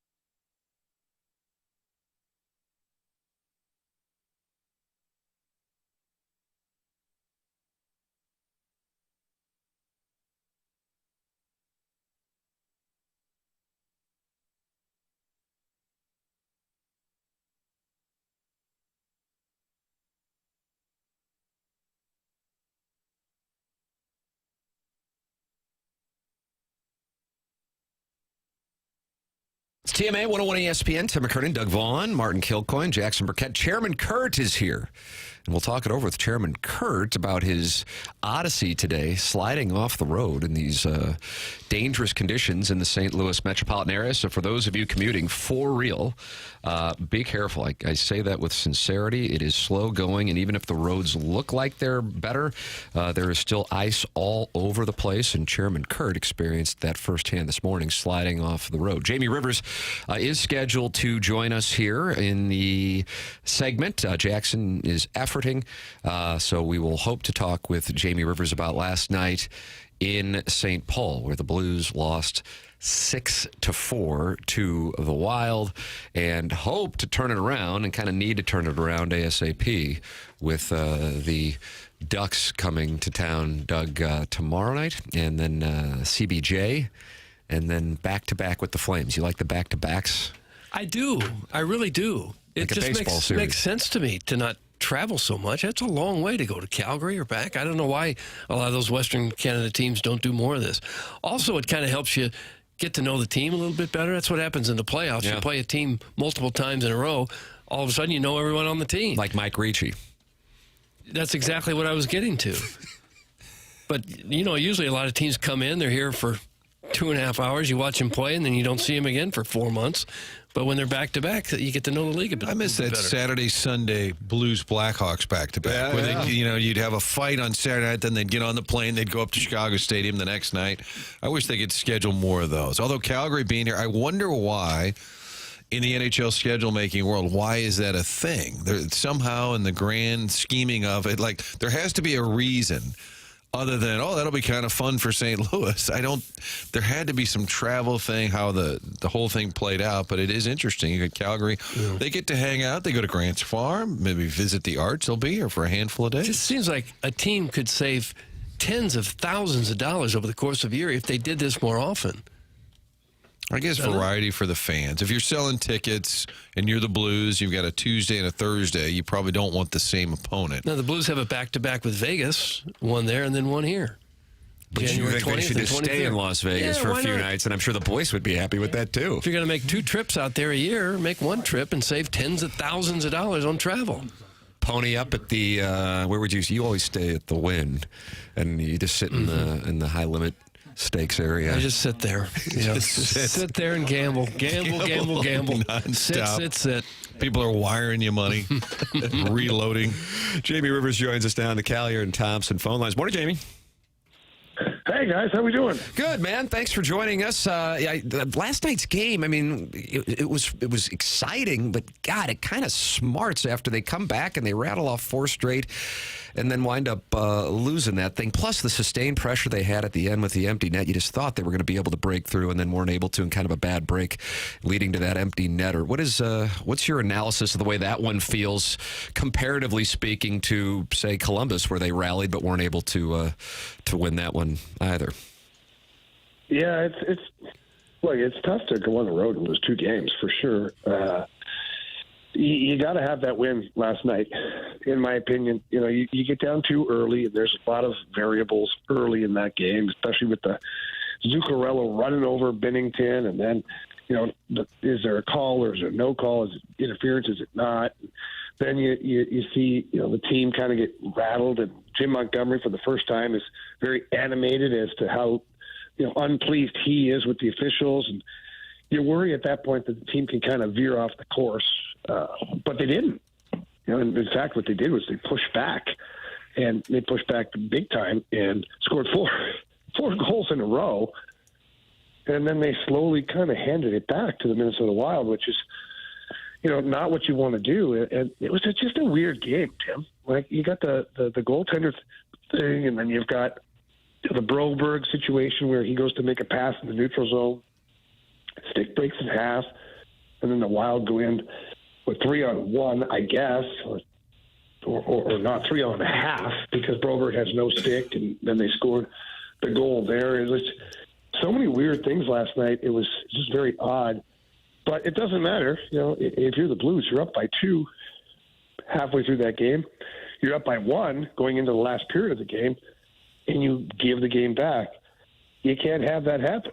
You're in a playoff hunt. You're trying to be a team that becomes consistent. You're trying to be a team that shows the rest of the conference, the rest of the league that, look, things are different here. And for the most part, they are. But, you still didn't come away with the 2 points at that point, and that stings, man. It really does.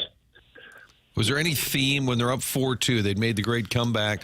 Do they ease up? Do they get a little loose in their game? Is there anything you notice that changes? Because if you get that lead, you would think they would kind of really clamp down. Yeah, the only thing I really noticed, guys, was that, leading up to that, even when they were down 2-0 to the Wild, they were tight or connected, as they say these days. Where you're 6-7 feet apart, nice passes, good speed, keep going, pressing up the ice, puck into the offensive zone, and controlling it at that point. But then when they got up by 2, it seemed like they became spread out a little bit. Guys were, and you don't do this knowingly, but guys are kind of, extending the zone a little bit, a little more far apart, looking for a home run pass, and maybe looking for that pass through the neutral zone going east-west instead of moving the puck forward like they did for the most part. And I think that kind of bit them a little bit. I think that they got away from what they were doing to, kind of narrow the gap with the Wild and then get ahead. And then once they got ahead, they kind of changed their game a little bit. You just can't do that. You got to stick to the basics. You got to stick to what's been working for you. And let's be honest, you score 4 goals in any game, you should be winning. So these last 2 games that are losses, you scored 4 goals in each game. You should be winning those games with the defense core that you have and the goaltending that you've had for the last year and a half. You should be winning those games. We heard Montgomery say he didn't think they played with enough grit late in the game. Is that something you can turn on and off as a player? Do you know when you're not playing with enough grit, as he calls it? Yeah, I don't know. Yeah, I don't know, something you turn on or off. I think what happens is that you just sort of become comfortable. And it's not like you're sitting there playing, you're like, oh, okay, it's time to not try hard anymore. Because I don't think any of the players are doing that. In fact, I know they're not doing that. But that being said, it's a situation where, some of the small details that Jim Montgomery talks about are so important in the game, and you kind of veer off the course a little bit. And that's what sucks, is you've got to make sure you keep the game tight. And the Blues, with this version of the Blues, they don't have the luxury of taking a shift or 2 off or veering off the course at all, because you've got to stick to the game plan, and that's what's helping you win games. That's what's got you to a point where you might be a playoff team. You just can't have anybody, whether it's your top player or your lowest player, take a shift off or change the course, so to say, and not play the game the way they're supposed to, because Jim Montgomery said it last night. Whether he calls it grit or details or determination or whatever the heck it is, you just have to stick with what's working, and that formula of hockey is not working. Jamie Rivers, our guest here on 101 ESPN. Tim McKernan, Doug Vaughn, Martin Kilcoyne with you on the program. You can watch the show at youtube.com/TMASTL. Jamie with us on the Collier and Thompson phone lines. What is your opinion of the goaltending in the last couple of games? When you get that kind of offensive output on the road, you'd like to think you'd pick up at least a couple points, and unfortunately, that's not what transpired in Columbus and Minnesota. Your assessment of what we saw from Hofer and Binnington over the last 2 games? Yeah, look, I think these guys are maybe the best 1-2 tandem in the league, and we didn't see that in the last couple of games. We just haven't. I'm not being critical of the goaltending. I mean, I guess I am in saying it that way, but, these guys have been good for, the last 2 seasons. They're a really good tandem. I think if you asked each of these goaltenders how they feel about their performances in the last 2 games, they're pretty honest dudes. I think they'd say, we need to be better, or we should have won those games. And you just need more. But look, at the end of the day, it happens. If a left winger on the 3rd line or 4th line has a bad game, odds are it doesn't affect the team too much. But when your goaltenders have a bad game or an off game or an off period, you can tell right away. And unfortunately, that's the way it is. It's like a pitcher in baseball. If a guy has a phenomenal game but has a bad inning, and gets lit up for 3-4 runs or 5 runs, then that's the game, and that's all you remember. And unfortunately, that's what we're dealing with right now with Hofer and Binnington. The last 2 games is there's been moments where they probably would like some of those goals back. I suppose one of the things that has improved is the Blues' goal scoring. They've scored 4 or more, 4 games in a row, 6 of the last 7 games. So the people that were worried about whether there was enough offensive punch, maybe there is. Yeah, you're right. And that leads me right back to the frustration of maybe not winning those games is because the Blues record, I don't have it at my fingertips right now, but the Blues record overall, when they score 3 goals or more, is very lopsided. They win more games than they lose, obviously.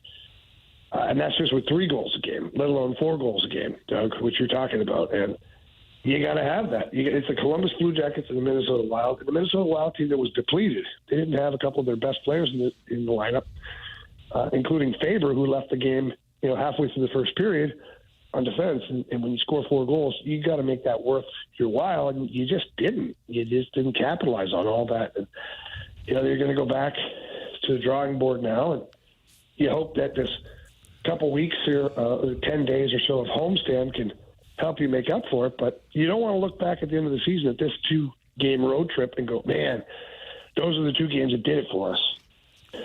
When you travel with the team, Jamie, did this one hit a little differently? I mean, you play 82. There's going to be some that are great, some that are bad. Did this one feel different in any way around the room? Yeah, I mean, you've been around long enough. You're walking around, you feel the energy in the air that it's just not quite the same. It's just a loss. Like the other night in Columbus was a loss, and guys are angry, but you're like, okay, move on to Minnesota and kind of figure things out. This one last night was a little different. Guys they could sense that was a game that was given back to the opposition. That was 2 points they should have had, and it was a different vibe all around. Knowing that you were down 2, scored 4 in a row to get up by 2, and then you lose. It's not good. It's not good. And Jim Montgomery, go back and listen to his presser. Yeah. This is the first time where Monty's had to sit back and go, okay, it's one thing to be like the new coach and the good guy and the positive energy. But last night was the first time where you saw Monty kind of a little bit pissed at his team that they let this one slide. Yep, I would agree with that. The post-game comments were certainly pointed last night from Jim Montgomery. Jamie Rivers with us here on the program every Wednesday, and you can hear him on the Fast Lane on 101 ESPN from 2 p.m. to 6 p.m. Blues and Ducks as the Blues begin a 4-game homestand tomorrow night at Enterprise Center. Jamie, appreciate the time as always, man. Thanks so much. All right, thanks, guys. Have a great one. You too. That's Jamie Rivers with us on the Callier and Thompson phone lines. Tim McKernan, Doug Vaughn, Martin Kilcoyne with you on the program. Munganast, a longtime loyal sponsor of TMA. And if you are in the market for a new car or a pre-owned car, go to stlouisacura.com or altontoyota.com. And we talk about the accessibility the TMA sponsors have with the audience. They have set up a number for our audience to call or text them directly that is specific for TMA listeners with Jamie Burkhardt and Peter Munganast. And that number to call or text is the following: 314-252-0029. That's 314-252-0029. Or you can go online at stlouisacura.com, altontoyota.com. It's Munganast, St. Louis Acura, Munganast, Burkhardt, Alton Toyota. Chairman Kurt is in after sliding off the road and having to be pulled out by a truck. I want to hear what's going on with this guy. He's going to be back in studio with us on the other side of the break after he slid off the road en route to the station this morning. Jeremy Rutherford is going to be in studio in the 9 o'clock hour. And Martin, we have a surprise guest. Doug likes guessing games. Any hints that you can share? Can you not? I don't think I'm going to give any hints. How about a birthplace? Birthplace? Yeah. I have no idea. Nice. No, that didn't help much.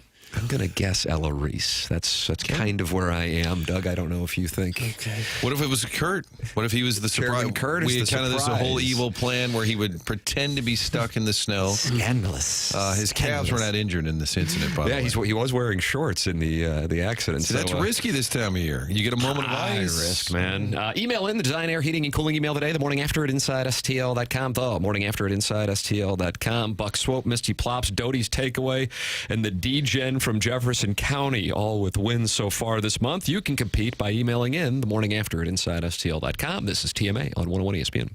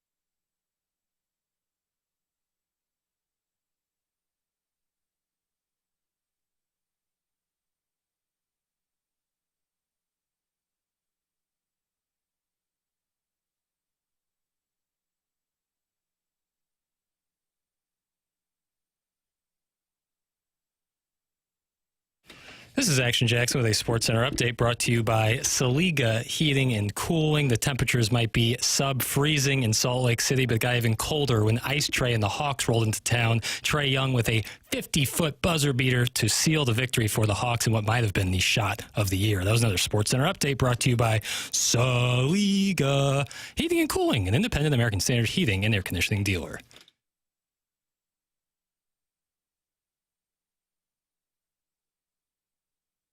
TMA 101 ESPN, youtube.com/TMASTL. And 212 people are in there talking it over right now, including Jackson's conscience, which is a picture of Frank Haith. Joey Vitale's Orange Scully, Droid Effects, and Janet's favorite poster, Tiny Pee-Pee. Oh. Caller Janet. Big call yesterday. Locked up caller of the month, I think, yesterday. The early leader posted a really low number. Impressive to see. Chairman Kurt is in after sliding off the road en route to Hubbard Radio this morning. Chairman Kurt, tell the audience what happened. Full disclosure, probably going a little faster than I should have. Nothing crazy, but... You were driving at a breakneck pace? A what? Breakneck pace? I've never heard that term, well. but yeah, I guess maybe that's what it was. But just hit a slick spot, veered off, side of the road, kind of telling the guys not far from the Murdoch cutoff. There's a Metrolink station over there. Mm-hmm. But yeah, I got Doug, would you say that's about a mile northwest of Mom's Deli? I don't know. Maybe, I guess. Sure. And then maybe a mile and a third from Ted Drew's? Would you say that's about? It's pretty close, yeah. You get the dad special at Mom's Deli? I do, and I get. Can we get back to this near fatal accident? Not fatal. Not near fatal. I'm going to do a key bump of Used to be a Adderall. Shop and Save over there on Chippewa, I think. Yeah, and they turned it into a Schnucks for a minute. Then there was a karaoke. Johnny Gito's would do karaoke late The at night. man almost died in this car wreck. Yeah, but Johnny Gito's was a spot late at night. Okay. Yeah. There was an old guy that had a chair, and you couldn't sit in his chair. I think he had a really old wig, too, kind of like the grandpa in Christmas Vacation. But he would get up there and do Sinatra, and he would kill it. Oh, is that right? Did you bring it? But back to Kurt's near-death experience. Yes. No, Johnny Gito's. But luckily, I catch a little hell for having a little Jeffco in me, and it came in handy today. I got an uncle with Jeffco roots that doesn't live too far from there, and brought his truck over and pulled me right out, Doug. Huh, he had some change that he put on your car? Yep. And I said, Jackson, you weren't in here when I said this, but I tried texting. It was one of those where I texted, looked down at my phone. It was still, I hadn't hit send. Oh, okay. No worries, baby. Yeah, so. I was just glad. I was hoping you just slept You like in. that, Doug? Don't worry, baby. No, you don't need to talk to people like that. I couldn't be sorrier. I just thought maybe you slept in. I was like, I hope that's the case, because with these conditions out there, I was quite nervous. So when I saw that text, I was like, oh, no. But then when you said you were fine, your car was fine, I was like, thank God. So if I ever oversleep, I'm just going to say I drifted off the road. Yeah. It's my new goal. That's a good play. Yeah. So the car's not damaged. No, car's not damaged okay. at all. It just, I couldn't reverse out of the situation I was in, so. You didn't even have to pay a wrecker to pull you out. No, and I friend to do figured that. calling like AAA or a tow, I'd probably still be there right now. So. Probably so. Was it before the river to Pear? Kind of parallel to? On the shores of? On the banks. On the banks of the river to Pear. And your car's four-wheel drive, isn't it? No. Okay. No, It's been a tough week for your car. Stuck in the alley, side of the road by the River to Pear Yacht Club. Martin, my uncle was the DJ at Johnny Gito's. Thanks. That's from the 314. Oh, thank you. With that. You guys have a karaoke song that you could go to? It was a big thing at Rams training camp in Macomb. Wasn't Howard Balzer the big karaoke guy? Yes, he was really into it. And one of the nights we went, was it the Purple Pride, Doug? We used to hang out. I didn't go there. And they said everybody does it. R.B. Fallstrom, Jim Holder was big on the. And I said, I don't want to do karaoke. And they said, get up there. So I did Convoy by C.W. McCall. Oh, did you? Just to kind of tick everybody off, because it's a terrible song to do karaoke. And that was the end of my karaoke That wrapped career. around up. Jackson, everybody knows about Jackson's, Doug. It's the Fresh Prince of Bel-Air. Nailed it. Is that it? Because everyone can sing along. Could we hear a few bars? In West Philadelphia, born and raised, on the playground is where I spent most of my days, chilling out, maxing, relaxing, all cool, just shooting some b-ball outside of school when a couple of guys that were up to no good started making trouble in my neighborhood. Around one little fight, my mom got scared and said, you're moving with your auntie and uncle in Bel-Air. Oh, nice. Wow. How great was that? You sing that in karaoke situation? Yeah, but the problem is there's a full version of the song that didn't really play before the episodes. It was like more a remix? Like a condensed version kind of played because they couldn't spend 90 seconds doing an intro. And so I don't really know that middle part. I have to really stare at the screen, but then everyone knows the end and the beginning. Just need a little more zip to it. I didn't have any enjoyed music it. under Okay, it. I'm sorry. I know, but I just maybe sell it a little more. That looked pretty good. But it was nice. It was very nice. I felt good about that. Mm-hmm. Yeah, you should.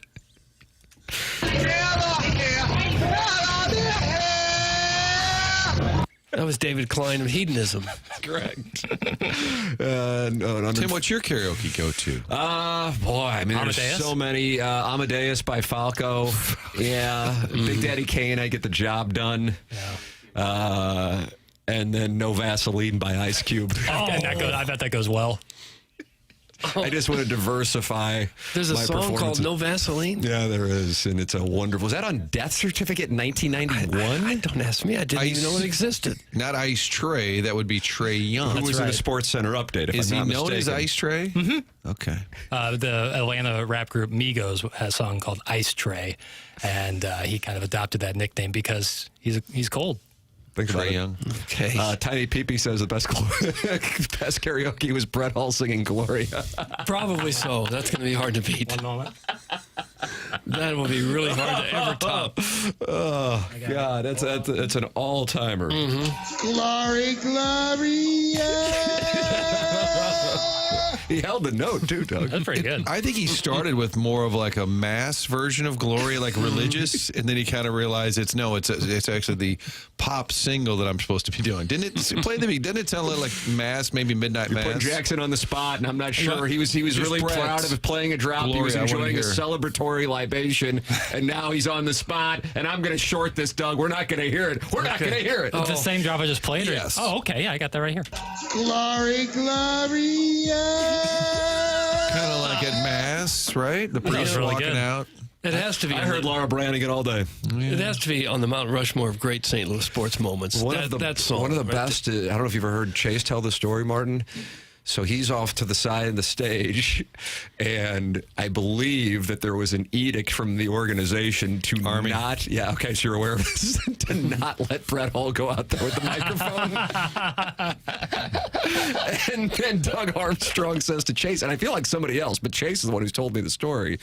And I think he said it on the podcast, so it's not like I'm speaking out of school. And Armstrong goes, "Get the hell out there and get the mic away from him." And Chase goes, "What do you want me to do? Two guys start fighting on the stage, rolling around." That also might have got people fired up, it's too. the greatest. It's Brett Hull. What are you going to do? Yeah, seriously, that's like, what do you do in this situation? If he wants the mic, he's taking the mic. The Marshall Falk roast, Michael Irvin got a little long-winded. They said, "Get him off the stage." They wanted you to do it. Yes, I was the host. I said, "I'm not going to take Michael Irvin off the stage. What am I supposed to do?" And they're like, "Remember Amit, who absolutely. ran a lot of black events, and white ball." Doug, which you go to? Nellie's black and white. I haven't been yet. ran a lot of events." He said, "Get him off the stage." So then I got up there and I said, "We all know the only way to stop Michael Irvin is flashing red lights." He had just been arrested that week. Nobody laughed harder than Michael Irvin. He enjoyed it. Yes. He's self-deprecating. Yeah, I like Michael Irvin. Is this a caller on line one? Is that what this says? That's Chairman Kurt. We've heard from him before. I don't know that he's given us his name, but I've talked to this guy quite a bit, and he's got some Cardinals questions. Oh, okay. That's all. That's all Right you on got to do topic. to get Right on on the topic. air here on 101 ESPN. Caller with Cardinal questions is on the Callier and Thompson phone lines. Yes, caller with Cardinal questions. Yes, sir. Have the Cardinals made any decision yet on their TV rights? Is it going to be on pay-per-view, or is it going to be on, like on regular Spectrum like that, like it's right now? Yeah, they are going to continue to be on what is now known as FanDuel Sports Midwest. Will you have to pay about a month for this one now, though? Well, it depends on what your provider is. What does he sounds like you're a Spectrum customer? Is that correct? Yes. So yeah, that'll be just in your deal. It seems like right now the Cardinals are so interested in getting rid of Arenado. They're not playing. Spring training opens in what, 6 weeks? Yeah, less than that. Mm-hmm. Wow. And they haven't got a starting pitcher. Wow. The Cardinals are one of 6 organizations this offseason that has not spent a cent. That's good if you have the talent to back it up, but they don't have the talent to back it up. That's right. That's right. Isn't this John? Yes, this is John. Oh, thank you. Okay. Right. Okay. I like to get to know the callers, Tim. I like that. It seems like the ownership group or ownership itself can't afford the club. Why don't they get rid of it, sell it? You know, for the first time over the last handful of years, I've heard a lot of fans say that about, hey, if you're not in, then sell the team. I don't know if that's necessarily anything they're thinking about. We asked Bill DeWitt III when he was on with us a couple months ago, point blank, if that's something that they're considering, and he said no. But I know some people have gotten frustrated, John, over the last few years. Yes, they have. A lot of people have. You know what I mean? Because the Cardinals got a rich history of you have to listen all the way back to 26 when they won their first World Series. Sure, they've had some bad times in there when Anheuser-Busch, when Augie died, and Anheuser-Busch took it over, and the Claudio was impressed. He said, I won't pay a ball player more money than I make. I remember that quotation. Absolutely. And the club just went into a spiral. You know, it was going nowhere. John, who's your favorite Cardinal of all time? Nice question. I've been a Cardinal fan since I've been wasn't a question about 18, maybe longer than that. And I'm 85 right now. 85, but who's your favorite? Is it Stan? Yes, we just go to every ball game I could go to. But right now I don't go downtown anymore because you don't know if you might get down there, but you don't know if you're going to be back in one piece. A lot of people feel that way. Is there any Cardinal you would get in a hot tub with? Oh, no. Well, okay. Well, that was a question. I'm sorry, but that was a question earlier. That was kind of Doug's. That's kind of Doug's bit. I appreciate you taking my call. Oh, you are the man. I love John. Thank you. Thank you, John. That's had enough. Thank you, John. I enjoyed that. A serious call until we got to the hot tub. Well, no, we said favorite Cardinal. At least I did, and then I thought, oh, that's right. We were asking Cardinals for the hot tub. How's your slide piece? Doug said Gritchick, and I just I didn't say anybody. Okay. I looked at I like to go through the old texts from previously discussed on the show, and something like an hour ago, it just said Bernie Carbone. I thought, what is that? And I realized it was the hot tub question. Pretty good outfielder. Martin, Mr. Tim did that Cardinal fantasy camp. Does he count? If so, can I hot tub with him? Thanks. That's from Brian Henshin, and as you know, he covers the Colts. Kind of. Yeah. Mr. Licks says, I have a pretty heartbreaking message to share. Can I call in? Doug, that's Mr. Licks. Bring a little more energy than normal. It usually just puts us to sleep. 314-974-0101 is how you can join this program, just like John did. Enjoyed that. Callier and Thompson phone lines. Mr. Licks, if you have this heartbreaking message that you want to share with the audience, feel free to get involved in the program, just like anybody can do on the Callier and Thompson phone lines. 314-974-0101. Doug, check this out. Billikens, rah, rah, rah. Billikens, rah, rah. Okay. Or the Bonnies. Nobody beats the Bonnies. Okay, I've heard that. That's Woj's team. There you go. Went all in on the Bonnies. Well, the Billikens host the Bonnies tonight at Chaffetz Arena. 7 p.m. tip. Top two teams in the A10 standings. Andy Katz ranks this matchup as the 9th best men's college basketball game this week. And fans can purchase a ticket to the game at slewbillikens.com for only $15. How about that? $15. Billikens are kind of righting the ship here as of late, and they will be taking on the Bonnies at 7 p.m. at Chaffetz, and you can get in for $15 at slewbillikens.com, and fans can purchase a Billikens Tumbler-themed ticket for only $20 at slewbillikens.com. Tonight's matchup pits one of the top offenses in the league in the Billikens against one of the top defenses in the league in St. Bonaventure. Slew is 2-0 in the A10 for the 4th time in its 20 years in the league, and the Billikens won their first 2 conference games, both by a double-digit margin for the first time since 1994, 1995. You can get tickets for tonight's game for only $15 at slewbillikens.com, and you can also purchase a Billikens Tumbler-themed ticket for only $20 at slewbillikens.com. Billikens and the Bonnies tonight at Chaffetz Arena. There you go. Andy Katz says 9th best matchup. Doug, do you have a temperature for tonight's game? A temperature, I think it would be around 86 degrees. Oh, okay. The Bonnies have won 8 straight. 8 straight wins for the Bonnies. It's a tough place to get to up there. Olean, New York. Is that where it is? That Mark Schmidt's been the coach for a long. He's a tough one to get past. How large a town is Olean, New York? How did they say about 8,000? Not including students.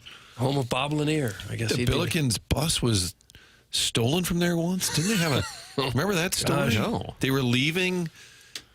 Now I'm going to get this story wrong. I'm sorry. It's loosely true. Something happened. They were leaving, and the bus driver left, and all of their iPads and everything. And now I think this is kind of... Yeah, and they had to track down the bus driver because he left with all their stuff.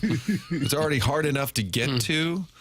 I'm going to text Rammer for a little clarity here on this. I'd like to get Some people were theorizing Bob Ramsey was the surprise guest at 9:30. could well Is have been. Martin like firing a meta play on level 4 to get us off the scent of Bob Ramsey joining us at 9:30? I'm not that advanced in my surprise guest bookings. Surprise guest coming up at 9:30. Jim Rutherford is going to be in studio in the 9 o'clock hour taking your 2-part questions. This is TMA. It's 101 ESPN Fisher Window and Door Store 8 o'clock hour.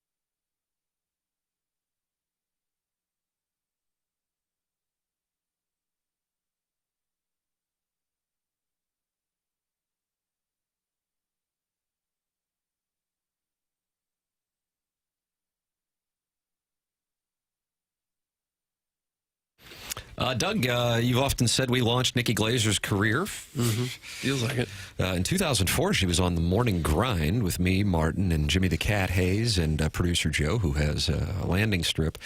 And at the time, if I'm not mistaken, she was 18 years old and was just starting her career, and then hosts the Golden Globes because of her appearance on the Morning Grind in 2004 and the Morning After in 2010. And it went so well that CBS and the Golden Globes booked her for the 2025 Golden Globes.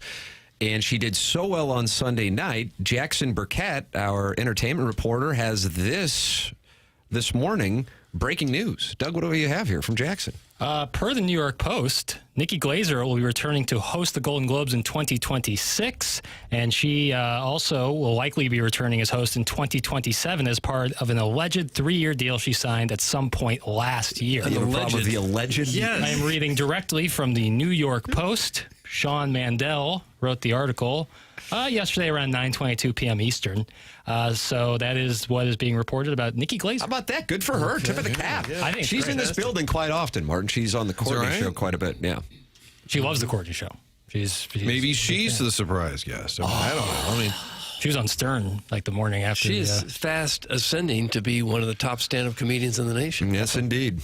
Yeah, and if you're all about that Tom Brady roast, that was the accelerator. Yeah, if you're CBS and the Hollywood Foreign Press, you're like, if we can get someone locked in who we know is good, we know people like, we don't have to go through the headache of bringing in a new host who people might not like. You have what was the guy's name last year, Joe Coy?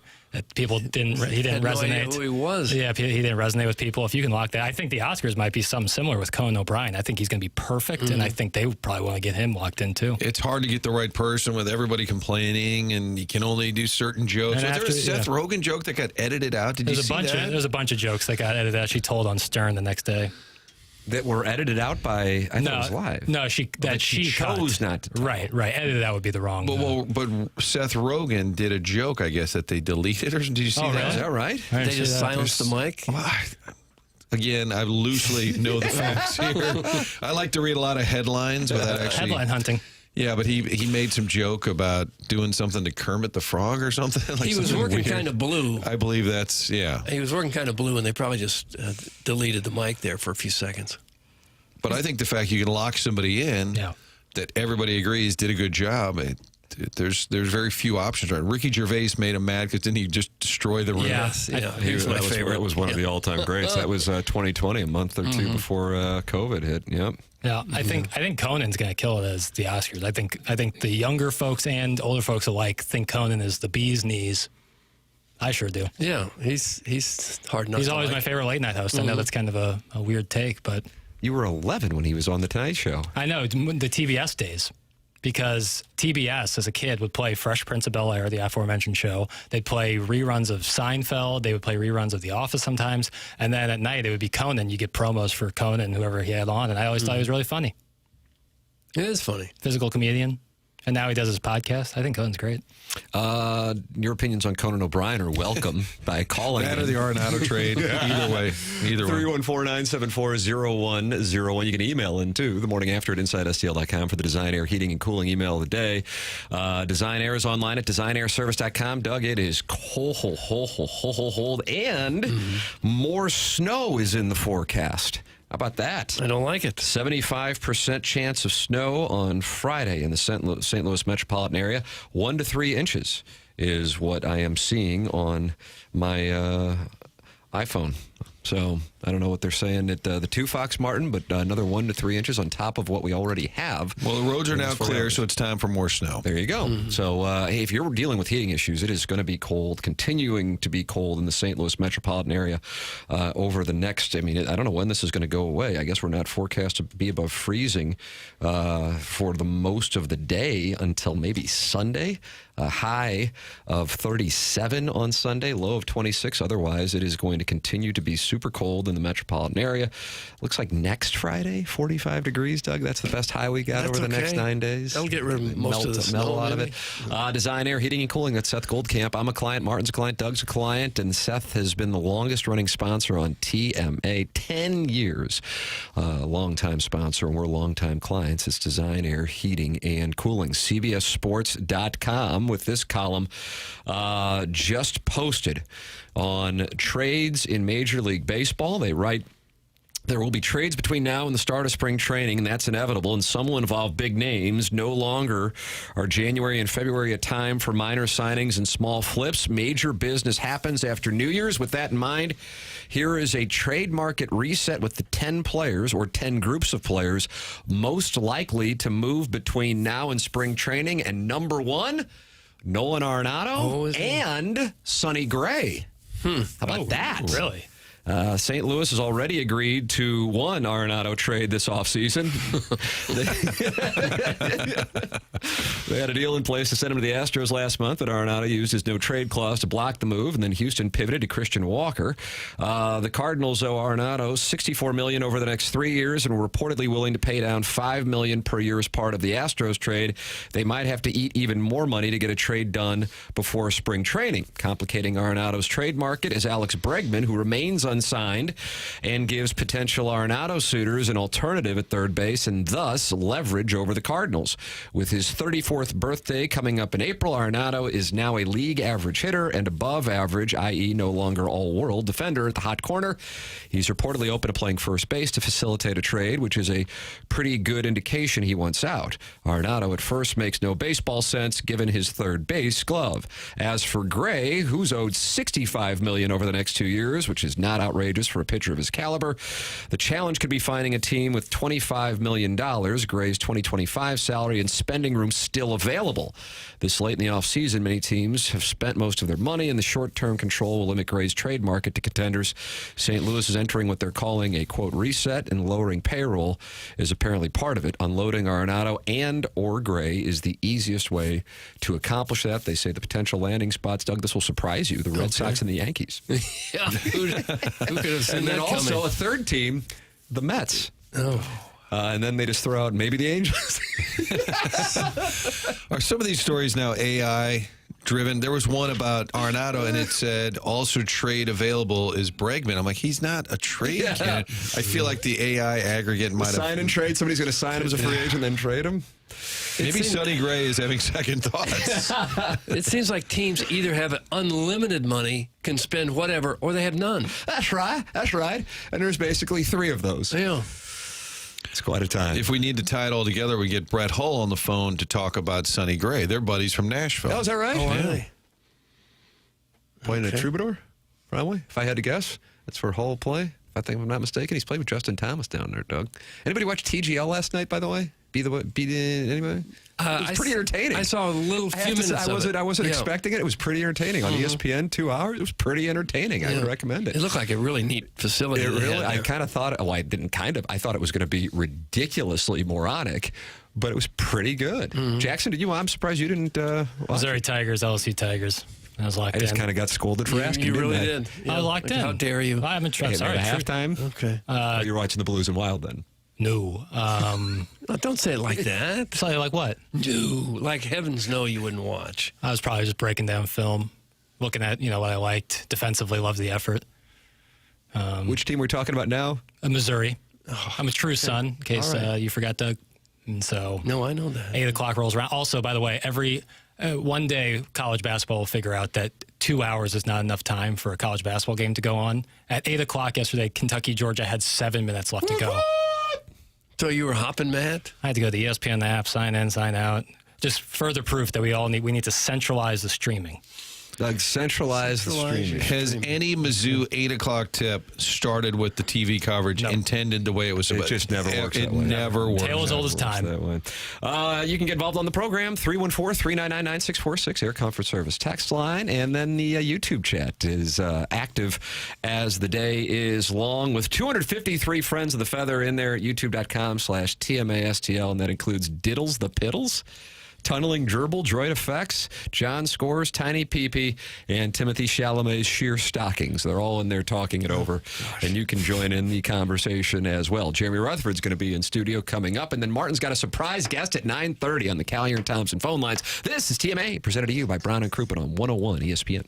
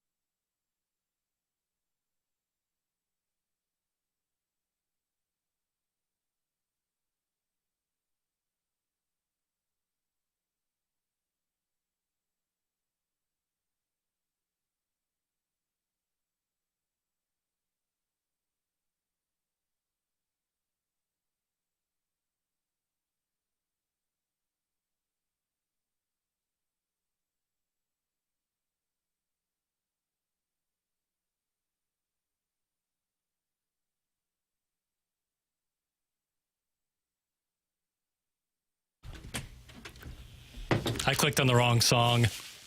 This is a good one, though. I meant to click on the Blues Glory, the acoustic session song, and I accidentally hit Freedom. Okay. Sorry, JR. Wow. Martin, you like this? I don't think I've ever heard this. No offense. I'm only in season 3 of TMA. Above the sex shop? That was the Fesco season. Sick of it!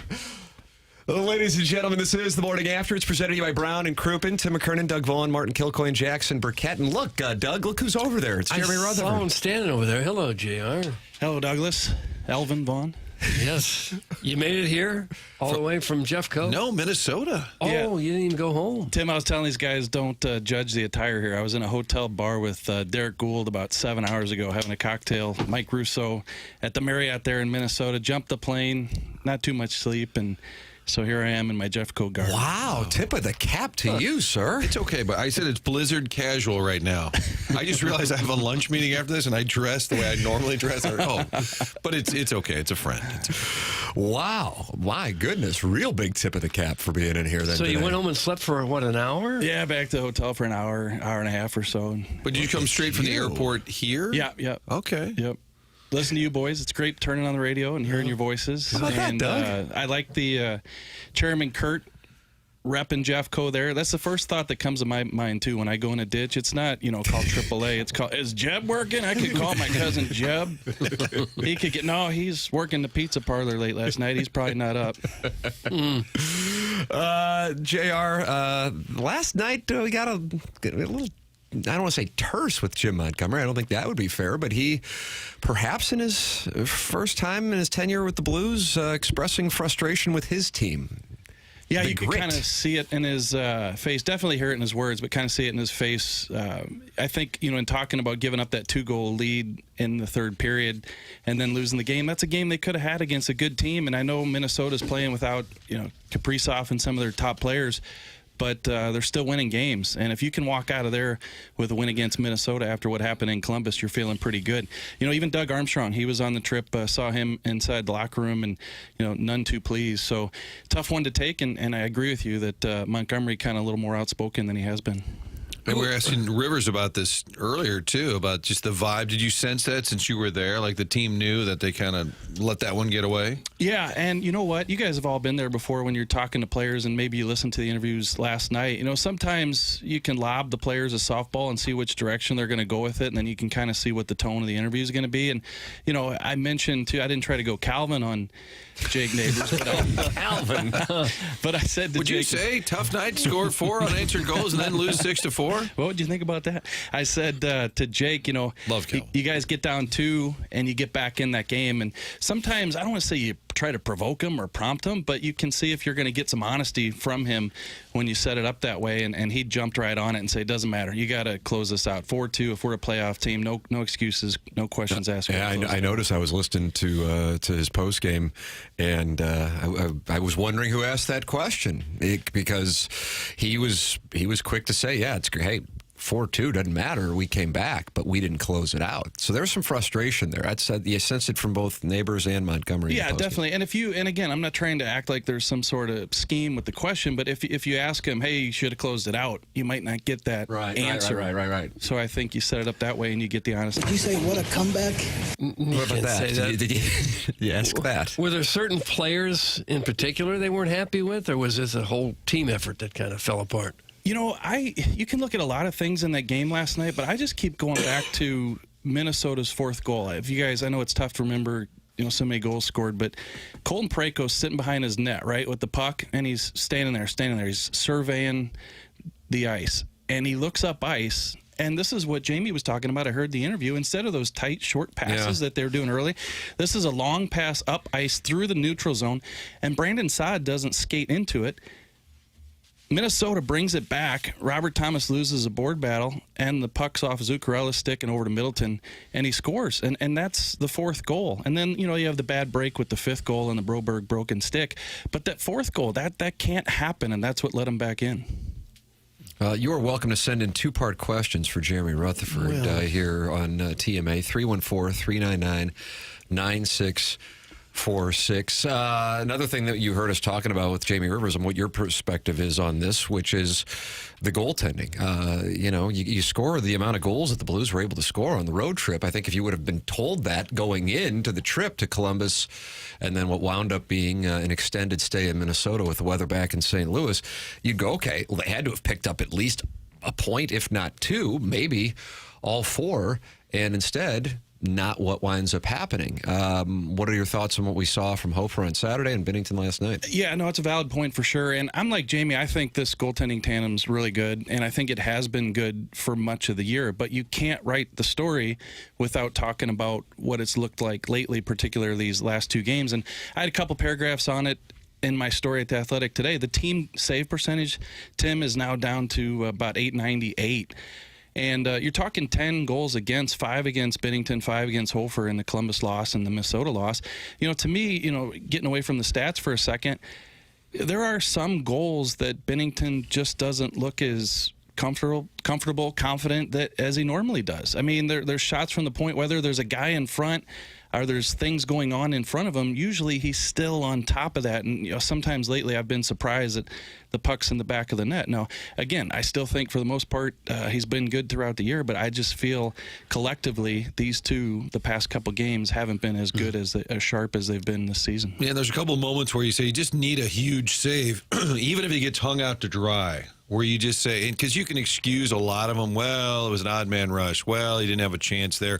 But every once in a while, you need your great goalie to do something sort of spectacular to keep you in a game, and they have not been getting that either. Yeah, and they've gotten in games, and I tweeted it last night, some pivotal saves from Binnington, the Winter Classic. You talk about that save that kind of turned, the tide on that play with Taylor Hall, and then the Blues score. And then last night, there was another one of those after the Blues took the lead, a situation where Binnington keeps them going. But by and large, you're right. But I think as a goaltending coach, you could say some things aren't happening in front of them, like Thomas losing that puck on the wall. So, I think that the Blues, as Jamie said earlier, just as the game went along last night, weren't as tight.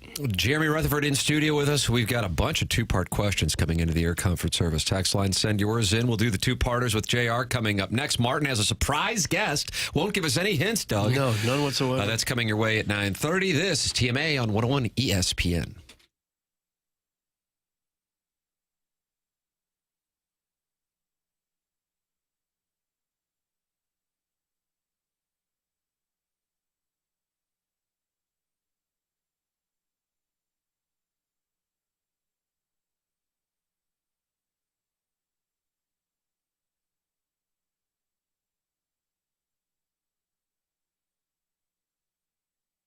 Aesthetic Design and Build is a wonderful sponsor of TMA, and I've got to know the people at Aesthetic Design and Build went out to their showroom in Chesterfield Valley, and they walked me through all the different custom work they're capable of doing, from a full-on custom deck to adding on a pergola, and then also looking at maybe you got a spot where the sun just comes blasting into your backyard. What they can do is set you up with a retractable screen. They really do have answers for all. It's all about customization at Aesthetic Design and Build. Dan and his team have that showroom in Chesterfield Valley, and they have a website where you can check it out as well. It's aestheticdesignandbuild.com. It's aestheticdesignandbuild.com, or give them a call at 636-532-5008 and let them know that you are a TMA listener. Come check out that showroom and let their expert team walk you through all of the different outdoor solutions that they offer, from pergolas and retractable screens all the way to their patented underdecking system. Their goal is to provide a custom solution that matches the look and feel of your home. It's Aesthetic Design and Build, online at aestheticdesignandbuild.com.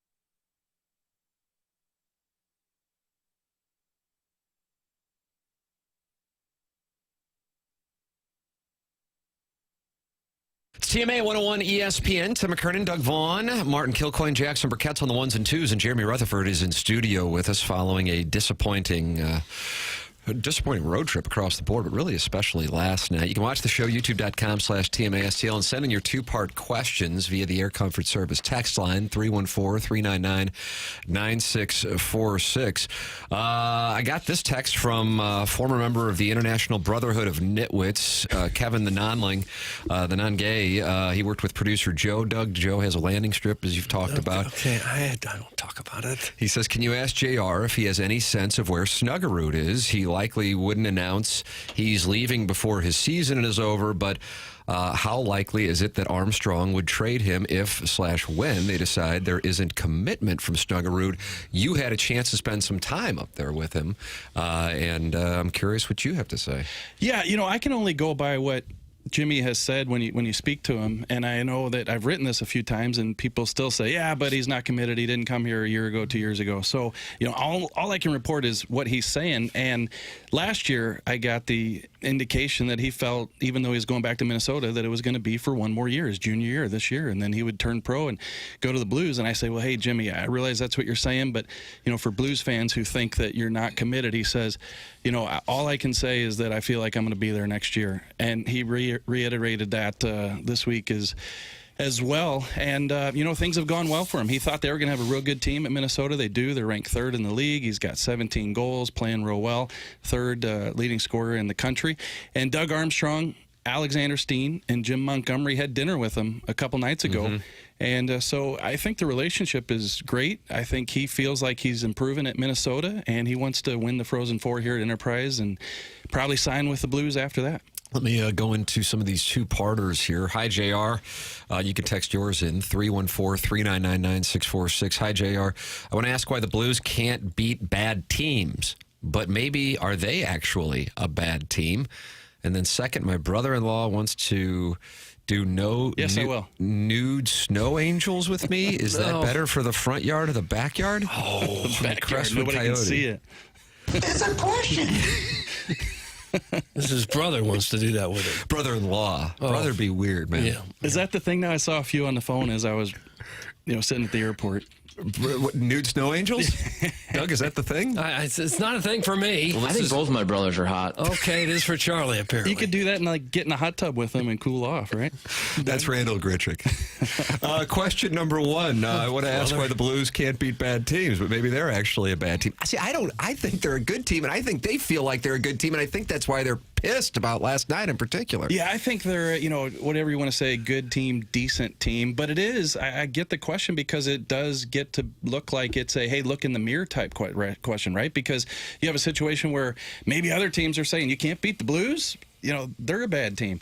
So those around the league look at it like that. But, I think, when you lose to the Chicagos, the Columbuses, the past couple years, the San Jose's, I just don't get the rhyme or reason. To me, it speaks to the killer instinct of this team, especially when you come back and lose to those teams this year, knowing how bad it hurt you last year, missing the playoffs by 6 points. But in recent weeks, their only wins have been against bad teams. Chicago, Detroit, Nashville, Ottawa. Yeah, that Ottawa went in there. The thing is, and you're right, Doug, and that's why I always try to be careful when they go on one of those stretches where they're 4-1 or 5-2, is, look at who they beat.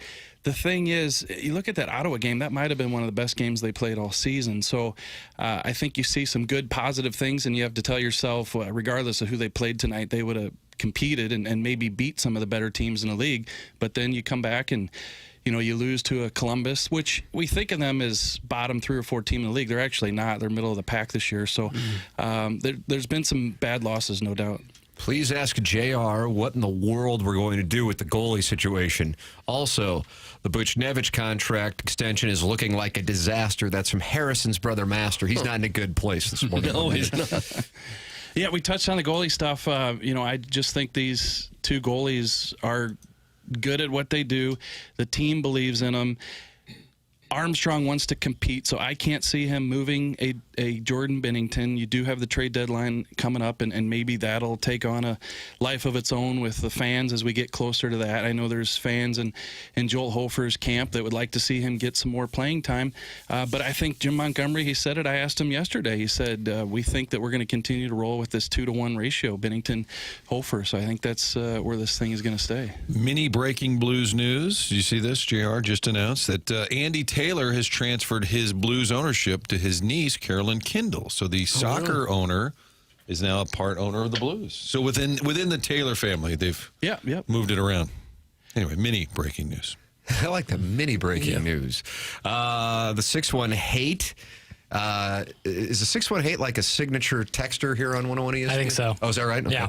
I wish JR was actually critical of the Blues, but I mean, those Blues checks must be good. More weak St. Louis media. That's from the 6-1 hate. Which is totally fine. Look, you do this. You do this. Meeting is they are. They send them every 2 weeks. They cash, so you might as well just keep. So the Blues are sending you checks. Yeah. Hey, and listen, and they can continue to text in and give some specifics here. Do you write in the bold predictions that they will make the playoffs? They're called bold predictions for a reason. If you said that they're not going to make the playoffs, how bold would this be, right? So, hell yeah, JR. Yeah, and the other thing is, I can't, underscore how much I've said that this is a rebuilding year. I don't care if the team comes out and says we've taken that next step and we're a better team. The Broberg, Holloway pickups, did that speed it up a little bit? Yeah, but they're still in this. The line I keep sticking to is in 2 or 3 or 4 years, you're going to look back at the Blues lineup that they put out on the ice last night, and you're going to say, holy smokes, I can't believe we made it through that era of that group of guys. I mean, that's what we're dealing with right now. Harrison's brother Master has since texted in 3 times saying he did not comment on the Buchnevich deal. Oh. That was the second question. You got any thoughts on that? No, we did skip over that one. I think Buchnevich is a good player. I think that he could make a bigger impact on a nightly basis. I think getting off to that start playing center was not ideal. If you're a Blues fan, you probably wanted him up on that top line with Thomas, and both of them could have produced more at the early start of the year. It's a long deal. All these deals in the NHL are long, and all of them are likely to not look good in a couple years, but it's the going rate. Like Doug Armstrong is competing against general managers who are going to dish out 5, 6, 7, 8 years. Recovering alcoholic doesn't have a question, but more of a statement. It's a picture of him with a Peter Zezel sweater on at the Winter Classic, and then under it says "Milk Me, JR." Oh. Deke Do you guys Dotem. have any decent questions? Deke Dotem says, one-parter for JR. Do they let you eat the stadium media slop on the toilet in the press box at Scott Schrader? Has that been banned? That's from Doug Chandler Hill, actually, Doug. The media food Well, used there's to be nothing like seeing the media eat. They used to have good food at Blues games. Is it still pretty good? Yeah, it's not too bad.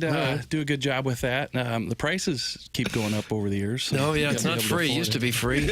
What is it now? What, 10, 15 About $13. $13, okay. I am not drinking and eating better. I'm 6 days in, and I feel like crap. What say you, JR? You're fat like me. That's from Chairman Steve in Wildwood. Gosh. Doug, he won the Milagro Tequila Listener of the Year in 2023. Oh, he's going to win it again now. Hey, listen, Martin, you say this joke has made the rounds, but the old... I got lost in Eureka, called my wife and asked her how to get to 270, and she said, lose 30 pounds. I'm a solid St. Louis 9.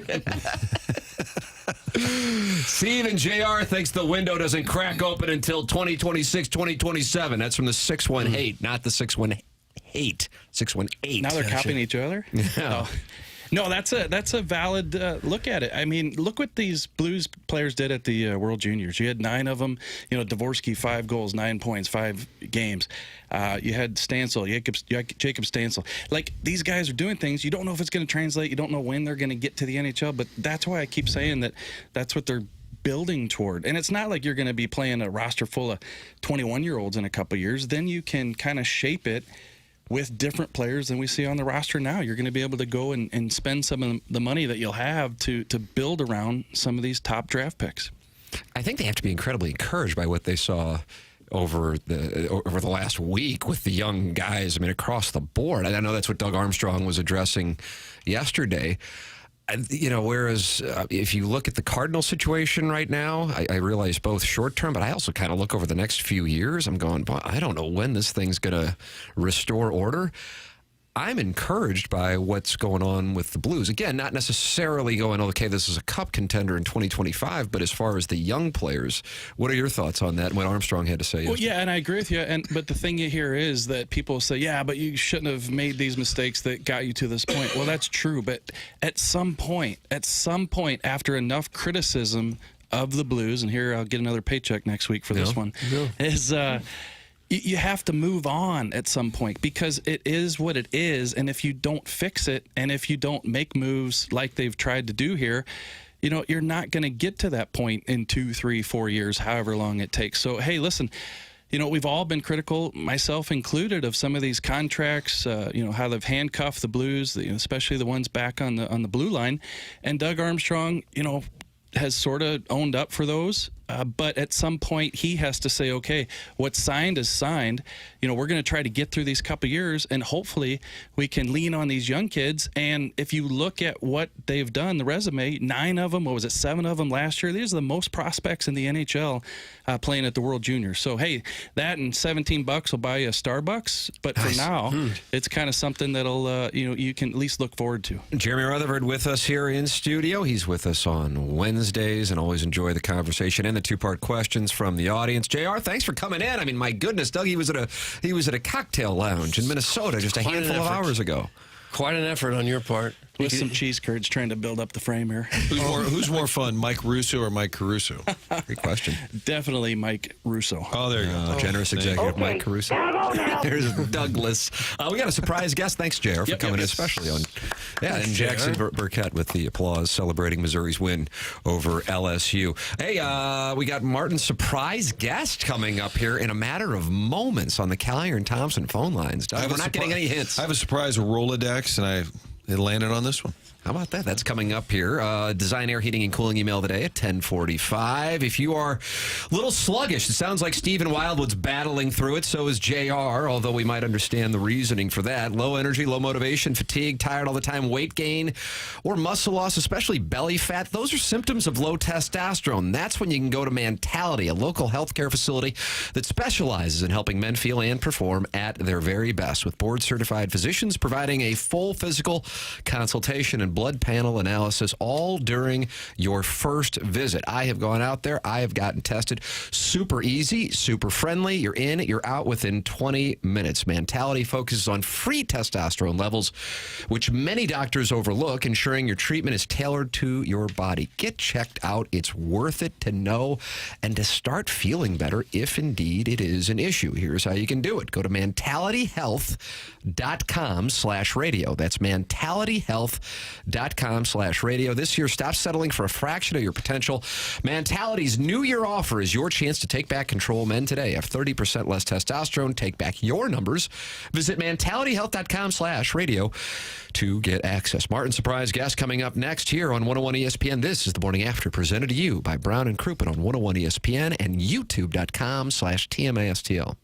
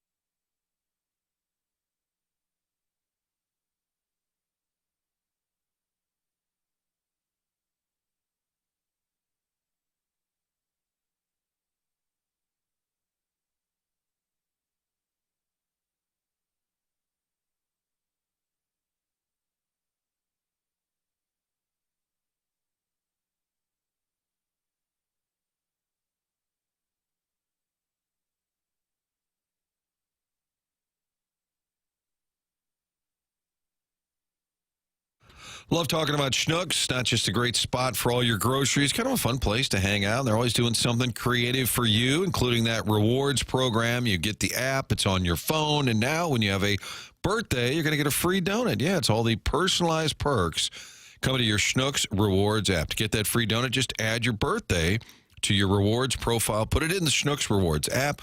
When your birthday rolls around, just clip on that free coupon for the donut. It's good the entire week. Some people like to celebrate their birthday they'll say it's my birthday month. Well, you got a birthday week there. Get a free donut. Part of the sweet treats, part of the fun with the personalized perks. Something that's new here in 2025 with your Schnucks Rewards app. You already know you're going to save money when you go there and use the Rewards app. Now, enjoy a free donut on your birthday week. Sort of fun. That's what Schnucks does. Saves you money. Makes that grocery shopping experience much more enjoyable. Get the Rewards app, download it, add your birthday, and get a sweet treat the week of your birthday. Make sure to get it with the Schnucks Rewards app.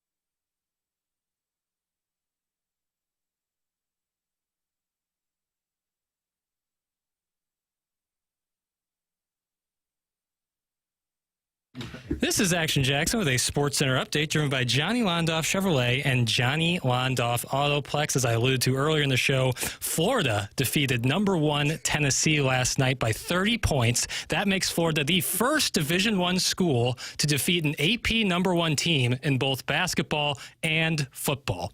That was another Sports Center update driven by Johnny Londoff Chevrolet and Johnny Londoff Autoplex. See them at londoff.com. Chevy, together we drive. Are you kidding me?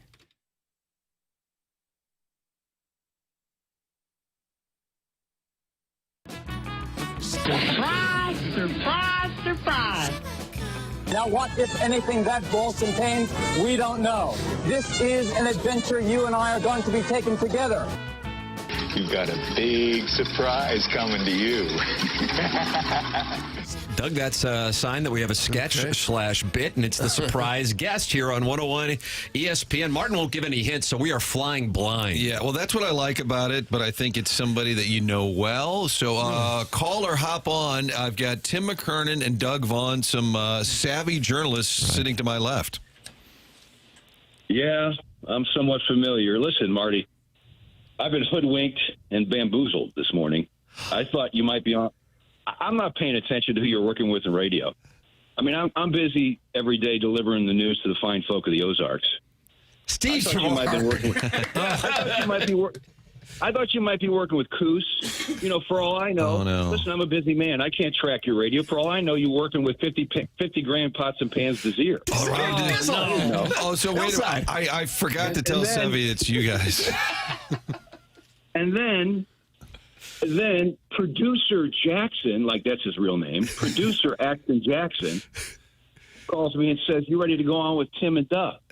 And I said, "I delayed my workout for an hour to be on with these two jackwagons." Oh, God. We worked together. We're taking shrapnel. Ladies and gentlemen, I'm gonna press forward and deliver a little ratings gold for your flailing radio show. Oh, wow. We can use that as a promo. God, I forgot to tell him it was you guys. Just, hey, we're having a little fun on the radio. I think he's disappointed. Yeah, I understand. I think the entire area is disappointed that we're here. Wanted to talk Coos. You think that was disappointment in my voice you're hearing? Good call, Martin. Disdain. Good call, Marty Marr. Disgust. Good morning, gentlemen. How are you? Steve Savard. What a surprise. Now, were we friends or were we coworkers? Because Doug always says we're not friends, we're coworkers. That's right, coworkers. Well, Vaughn had a lot of rules that you threw out the window. Oh. I mean, we survived. I think we survived each other for, somebody had to be the grown up in the room with that circus that went on back there, and I believe it was a circus. We're serious journalists. People have no idea the circus that went on back there. No, it was the absolute greatest, and we were so lucky that we were in a separate part of the building at KMOV, because otherwise, I think they would have tossed us out on our backsides. There's no, we would have deserved to be tossed out. Absolutely. But you notice it was an escape for everybody that was having a problem at the station. It was like therapy for them. They wanted to come back and hang out with us. I only had 3 rules, Martin. I had 3 rules. That's it. 1. Don't do anything to get me deposed. I am not going to sit in a deposition. Toward that end, if we ever have any young ladies back there, young women or women that we work with, our colleagues, clean it up. They don't want to be in a locker room environment. And then 3, don't do anything that gets me called into the news director's office. So in 18 years working side by side, and then 25 years total, Vaughn only got me called in 1 time. Vaughn, you remember what it was? Not really. Oh, I can't wait to hear this. Well, and it was, Tim, you'll appreciate this. It was the most mild-mannered, and for me, my favorite all-time news director I ever worked with. Taught me a lot. Steve Hamill. Yeah. I've never seen Steve so incensed. He calls me on a Monday, and he says, "I got to talk to you about what Doug did on Saturday or Sunday, whatever it was." It was either the Boston or New York Marathon, and the Kenyan, because they're always Kenyans, who won the race, comes across in record time and then leans down and throws up, and nobody knew it. The network camera zoomed in, and you see this guy projectile vomiting, painting the road with his organs.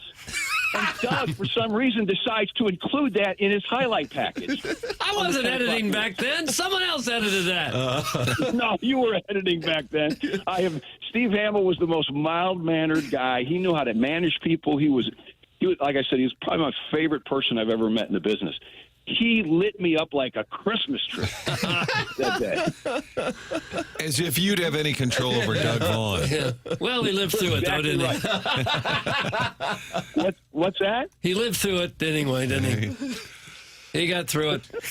I didn't realize Savard is kind of like Spags. He had 3 pillars. He had 3 pillars that you all were supposed to adhere to. God, I thought for sure when you said called in, it was something McKernan's like, look at this broad at this Red Sox game. I was on the straight and narrow. That's all I was. Yes, very straight and narrow. Very straight and narrow.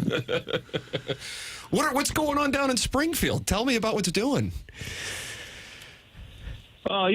Like I said, I'm delivering the news to the fine folk down here. Here's the one thing. You guys are snowed in. Here's one thing I've learned about Springfield. It'll be 4 years in May. They don't get the weather down here that St. Louis and Kansas City do. Totally different. We miss out on a lot of the severe weather, which is good. I thought I was moving into the edge of Tornado Alley coming out of Oklahoma, but we really don't have as much severe weather as you would think. We only got an inch of snow the other day. It's almost all gone now. So you like it down there, though? Springfield treating you well? Springfield's an easy place to live. I mean, it's no different than really suburbs of. And look, didn't really talk about this a lot, but it's not like 4 years ago I woke up one day and said, you know what? I got to satisfy my Jones to go work in Market 73 or Springfield. It just kind of came together. And when I moved down here, we had 3 grandkids with a 4th coming. Well, we have 7 now with an 8th coming. Oh my goodness! And so I'm in talks with stations 2,000 miles away on the West Coast, 1,000 miles away on the East Coast, and then the GM was trying to bring a big market kind of atmosphere to the station down here, and he made me an aggressive offer, and I took it, and I have no regrets about it. But there's a chance I could be moving back to St. Louis this year. Wow. Oh, this year! Wow, deep tease. That deep tease. Yeah, maybe we're out on the streets. I doubt people are on the edge of their seats after that comment. No, I think we're intrigued. Yeah, I'm intrigued. Within the business or not in the business? No.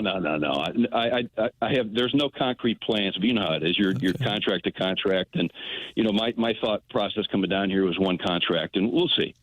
But it'll be 4 years of the summer. How about that? Sammy Savard. They used to do sports from this building. We're at the Hubbard headquarters. Didn't you do your nightly sports here at 101? Did the 6 o'clock show for a while. That's a good memory. Yeah, Doug remembers this. Probably about 2012, 2013. That was our news director's idea. And I did the 6 o'clock news from over there every day, and it was fun. It was nice. It was just I felt bad because every day I'm asking for either Dunk or Rammer or Randy or DeMarco or whoever was in the building to sit with me and talk sports, and it was an idea to try to think outside the box. So it lasted about a year and a half, but good memories from 101. The last 7 years I was broadcasting the Rams games. There was the flagship station, and we had a lot of fun over there. Really had a lot of fun. I bet you missed that more than anything, the Rams games. That had to be fun. You had a long ride with them. Yeah, 16 years. It 16 years. The beginning was better than the end. Let's put it that way. There were, the 15 and 65 5-year span. There was 1 year, 3-year span between 07 and 09 where they were 2-22 at home, and the average loss was 3 touchdowns, 21 points. Oh my goodness! So in those years, and then the jackals at the NFL would always backload the schedule with us having to go to San Francisco and Seattle at the back end. And when you're in December and the team is 2-12, and you're just trying to get it over with, you're okay, great, I got to go to San Francisco. But having said all that, yeah, to answer your question, I've always said this. It was a privilege. Win, lose, or draw, it was a privilege, and I was lucky to have the job. Not lucky in that sense, but fortunate. I mean, I worked my bag off for that job. But I was fortunate to have the opportunity for 16 years, yeah. And I do miss it. I miss it a lot. And you had Hanny in the booth I know you and Jack Snow famously close, tight friends. But I always laugh just Hanny because the rules of like play-by-play / it was kind of like John Cadillac with Mike Kelly just stepping all over. Like Hanny wasn't out of broadcast 101, but you guys had a ton of fun. We did, and I think Hanny made it fun because those are 2 of the 3 years I was with Hanny were really difficult years. I mean, we were starting Keith Null at quarterback. And listen, as a guy that walked out of the NFL, I don't make fun of anybody's career. Who am I to talk to? I couldn't stay healthy. But it just indicates that there were times with DeMarco and I think it was DeMarco was on the broadcast in 09. We had a running bet at halftime, the under-over how many times the Rams would cross the 50-yard line. And usually we set it at 2, and the under usually won in some of those games. That's what a struggle it was. But Hanny, I never knew what was coming. There were times where my head would spin around 360 degrees because of what came out of his mouth, and then he'd be so frustrated, couldn't trust himself, that he would just sit out like 4 plays in a row. And we'd go to commercial break, and I'd say, Hanny, my voice is going to give out. You got to jump in. Oh, Steven, I cannot trust myself. These clowns. I just can't do it. And, he had no idea. He had no idea he cussed all the time. And we started to go on the longest delay in the history of broadcasting. At one point, we had a 12-second delay because he cussed so much and never knew it. My mother, God rest her soul, my mother even said, honey, I love you. Nothing makes me happier to listen to you call games. I have to turn the radio off. You're just too far behind.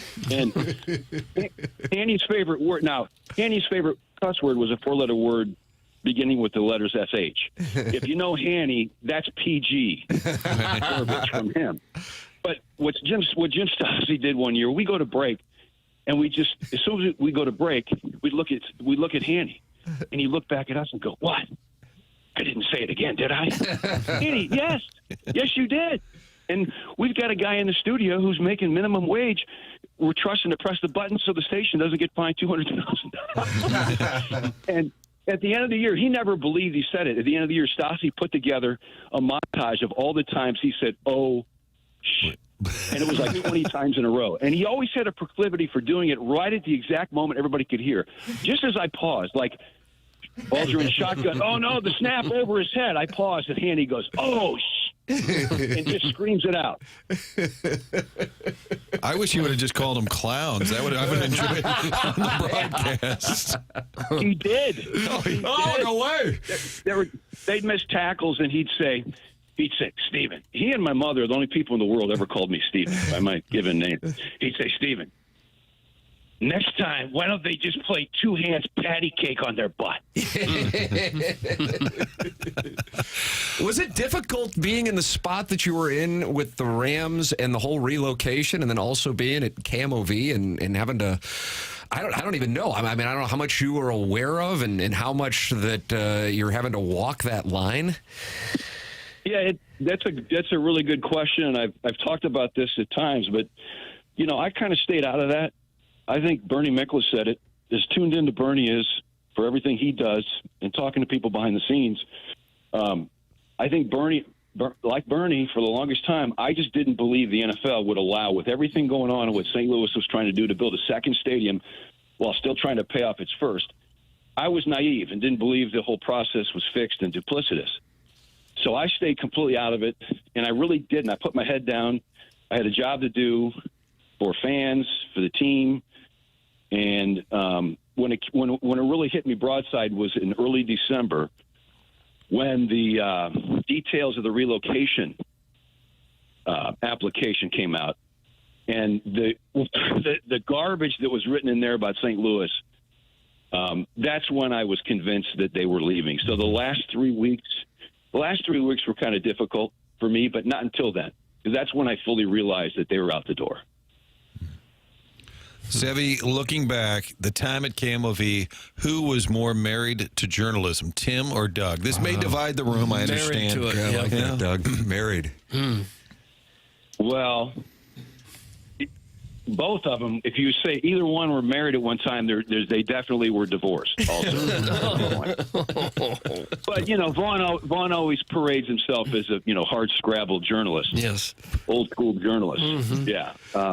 Parades himself. I like that. That's a great verb. Cool. That'll do it. What's that? Back to you, Steve. I like the fact that he parades himself. I also want to know if Doug kept the blue blazer and khakis in the sports office, just in case he forgot to wear it. Yeah, Doug was always a fashion plate. No question about it. I had the blue blazer for sure. Fashion plate. And, yes, the khakis and the button-down shirt and the blue blazer. Mm-hmm. Absolutely. It's the uniform of an old school. That's how I paraded myself. Steve, were you still in sports when Ablin got bounced from spring training? We had Jeff Ablin in studio a couple weeks ago, and he was telling that was kind of the end of his TV career when he complained about his spring training hotel. After a pep talk from Mike Claiborne, called the news director or GM to complain about his accommodations. Was I still there? I got a story for you on this one. I mean, yes, I was there, and I'm glad that he came free with it. So I get a call from him. He goes down to spring training. I get a call from him, and he says, listen, I'm in a flea bag hotel. I don't feel safe. It's not. And I said, okay, well, I got to go to Billy McCormick, our operations manager. And then especially in those days at KMOV, if somebody was on the road, somebody said they didn't feel safe, they had to blow up the plant. So I go to Billy and tell him there's a problem. He goes, okay, let me go to Sean, our news director. I think Jeff would probably tell you that Sean, our news director, wasn't a big fan of his. So that kind of was the last straw. So Vaughn, every year, inconvenient to me, who covered training camp in person, Vaughn would take a 2-week vacation every year for 16 years, right as the Rams opened training camp. Nice, Doug. What? So I never had a 2-week vacation the whole time I was there. You used to take Husarich and Troy Roberts will confirm this. So you take time off. I'd start at 7 o'clock in the morning in Macomb, Illinois, and finish at 11:30 at night. But the point I'm getting to is later. This is the same time that Vaughn took his vacation. Maybe this time it was only a week. Okay, it was never 2 weeks. Yes, it was. Ablin goes into the news director's office thinking that he is going to get a contract extension and a raise. And I said to Jeff, I had been saying to Jeff for weeks, you need to go talk to Sean. You need to go talk to Sean and clarify your situation here. Well, and I thought Sean understood that Doug was on vacation. So what does he do that day? Apparently, when I come in, they said he walked Ablin to the door and said, "This is your last day. Goodbye." Yeah, he was a wonderful guy.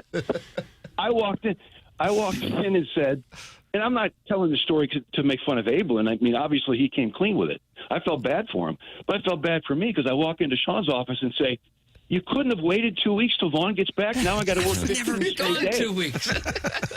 Vaughn, why would I work 15 straight days? Because you were a slave to journalism. Listen. I think it's a good thing you're in radio now because I think maybe dementia may be taking hold. For heaven's sake! I never had 2 weeks off in my entire career there. Steve, I've got it's ratings in February. I got an idea for you. Can you just channel your inner Larry Connors for the folks out in the Ozarks? Come on, babe. Put the bag down. You can't make me put this thing. Are you ready to be tased, Sevy? Oh, my God. That lives in infamy. It really does. You should try that in Springfield and see how it plays. You know, the funny thing is our archive system, and Martin, you'll remember this going back years, and Tim, you remember this. Yeah. The archive system used to be literally everything on 3/4 and beta tape. Yep. And so we had walls filled. I swear to God, at one time I had a group of 6 people. We had me and Tim and Doug and our producers, Troy Roberts and Tim Klusarich, and our editor, Mark Griffin. And I swear to the Lord, Doug Vaughn was the only person who knew where to find any video. Yeah, you did. You did. Well, I did the flashback. It's because I got there in 1937. Yeah, well, and we somehow I think it had been about 5 years since that tasing thing had happened. And one day I walked in, and there it is, queued up in the machine in sports, and we sat around, and we laughed so hard.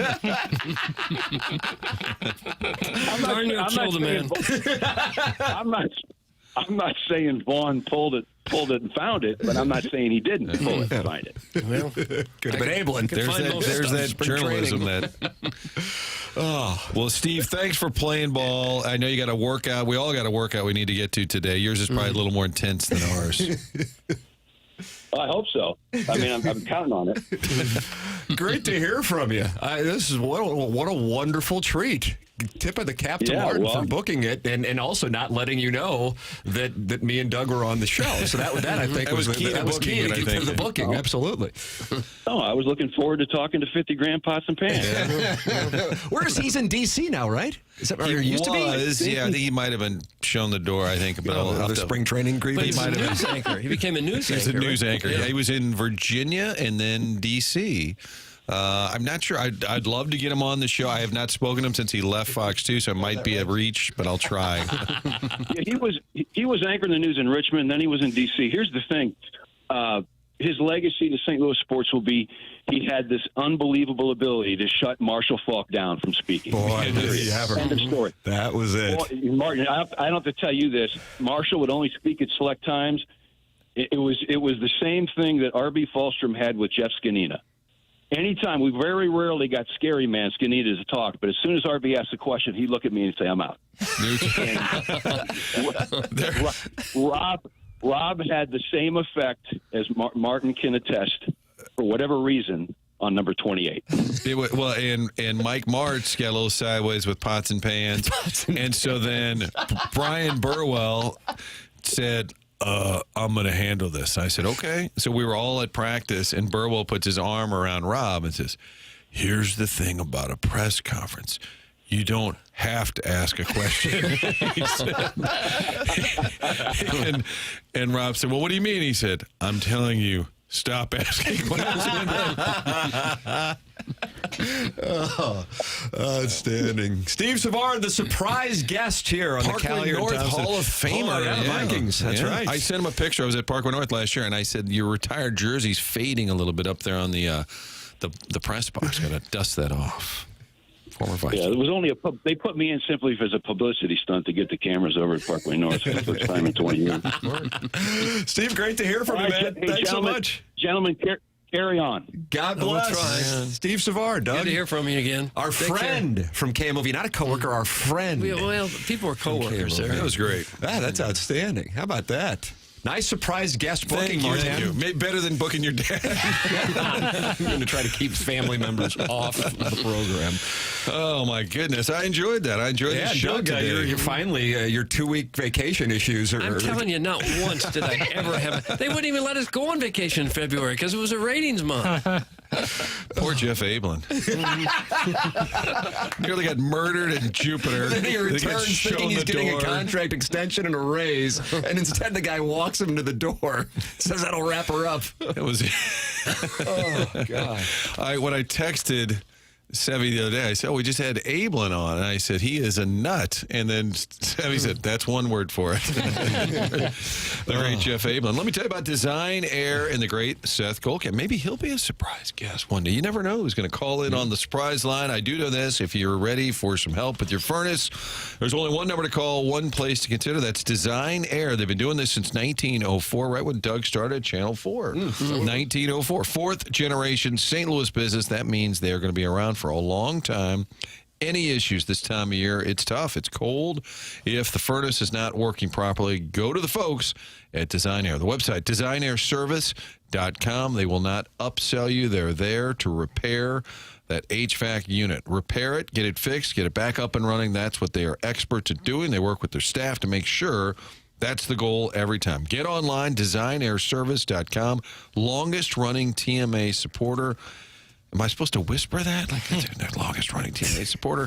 On this show, we appreciate their support. So remember, when your furnace is acting up in the summertime, when it's the AC, it's designairservice.com. There it is. Design Air, sponsor of our email of the day online at the morning or at designairservice.com, sponsor of the email of the day. And you can email in the morning after at InsideSTL.com. Tim McKernan, Doug Vaughn, Martin Kilcoyne, Jackson Burkett with you on the program.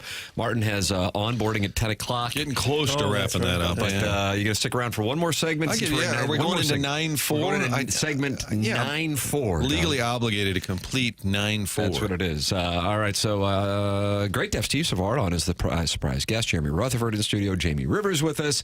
You can go back and podcast anytime you would like. That's brought to you by Schaefer Door Company on the TMA STL app. And you can always go back and watch the show at youtube.com/TMA STL. This is the Morning After, presented to you by Brown and Crouppen on 101 ESPN and youtube.com/TMA STL.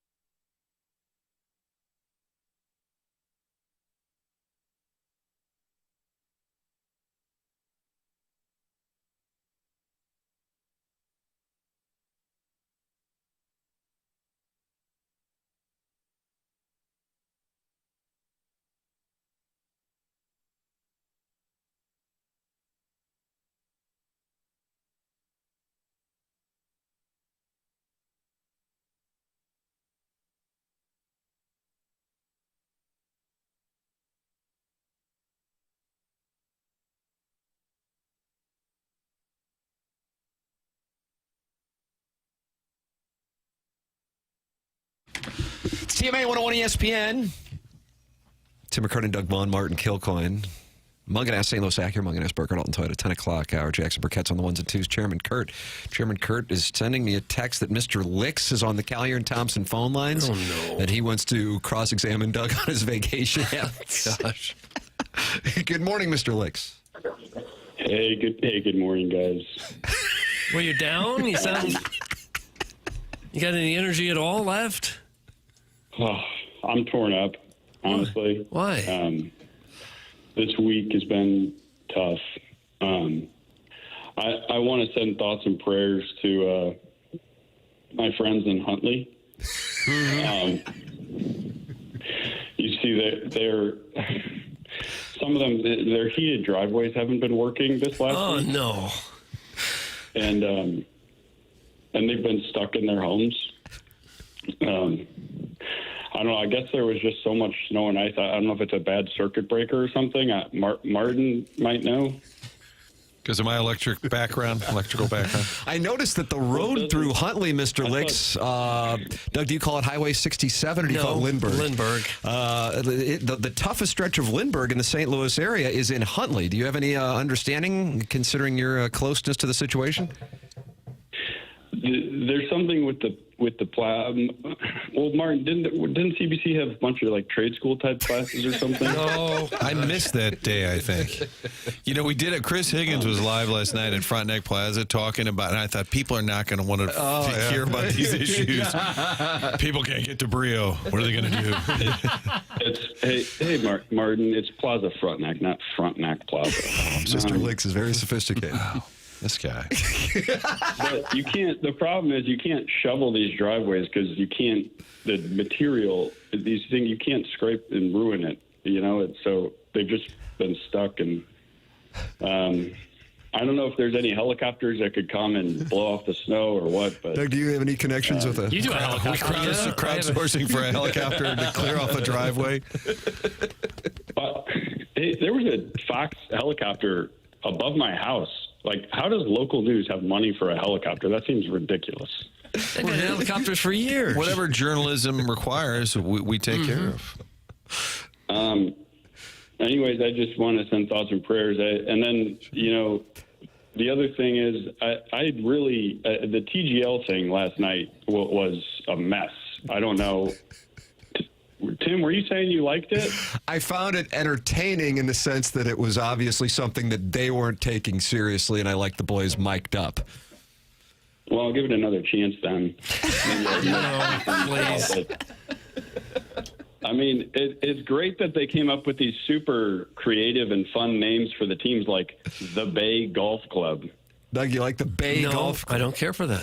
What about the New York franchise with Ricky Fowler, Xander Schauffele? No. Matt Fitzpatrick. What's that, Licks? I'm sorry to interrupt. What? No, you can interrupt anytime. No. What? Hey, why do they say Why do they say WXOS, WXOSH? Like, why do they have to say it twice? Doug? I don't know. Why would that bother you? Kind of like Doug's vacation. It's twice as long. I didn't go on 2-week vacations. Shout out to Jackson. I never thought I'd hear that song on 101 ESPN, the Masters song. That was great. Oh, yeah. It was an accident, but. Thank you. And then the last thing I guess I wanted to say is just sort of, this isn't a political announcement, but it may sound like it. I think I'm starting a coalition to use all economic forces I can to annex and acquire Worson Woods. We're going to send out evacuation orders and then flood it, and it will be known as the Gulf of Ladue. The Gulf of Ladue. Yeah, it's right there on the border. Well, the nice thing is that the people of Huntley and Ladue are going to send an evacuation notice first before flooding. So they can at least get out. Right. Yeah. But now you have beachfront property. I can't guarantee their safety, but we will at least notice them. Okay. And it's going to be called the Gulf of Ladue? That's correct. Wow. This is a huge breaking big story. hit. Yeah. Be nice to have waterfront what if they property. don't agree? Just add some tariffs? All economic force we can use. It will include tariffs. All right. Well, this is kind of breaking news. Might want to pass this along, Martin, to the news desk. Top story today. Top story. Roads are still frozen over. We'll get to that. But first, Warson Woods may be annexed via flood. Last thing. I thought that last one was the last thing. Martin, did you confirm with Tim that, like, this surprise guest thing you're doing, which seemed to just be your old coworkers, did you confirm that Tim is okay with surprises? Because some people don't like surprises. I think generally Tim is approved of the surprise segment. Yeah, I never worked with Calvin May. Cal May? I never worked Cal with May? Steve Klein. I was around both. Frank Opinion and I were on the same signal, so that does qualify. Panger and I never. Well, I mean, we did do a podcast. Oh, did you really? So, yeah. So I'd say Licks is about 50-50 here. Right. Frank Opinion, you said we were on the same dial at times. Yeah. Then he went to 590 when I did. Martin. All right. Well, that was my last thing. Last thing, just quick shout out to Rocco Neiman. Invited to the Masters.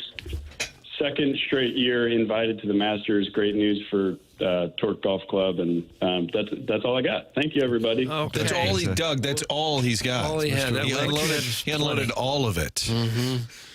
Texter's not pleased. No, they're not, Martin. This Jamoke needs to get back to his shift at the Sonic. Hopefully his roller skates find a nice ice patch when delivering food to a car. That's from the Veiled Prophet. Hey, Licks, make sure my tacos are fresh. I'm pulling up now. That's from Flip Wilson. I knew this was going to be a dumbass phone call before Licks even said a single word. What a douche. That's from Who's Your Daddy? And tell those peasants in Huntley to pay their damn bills. That's from the 314.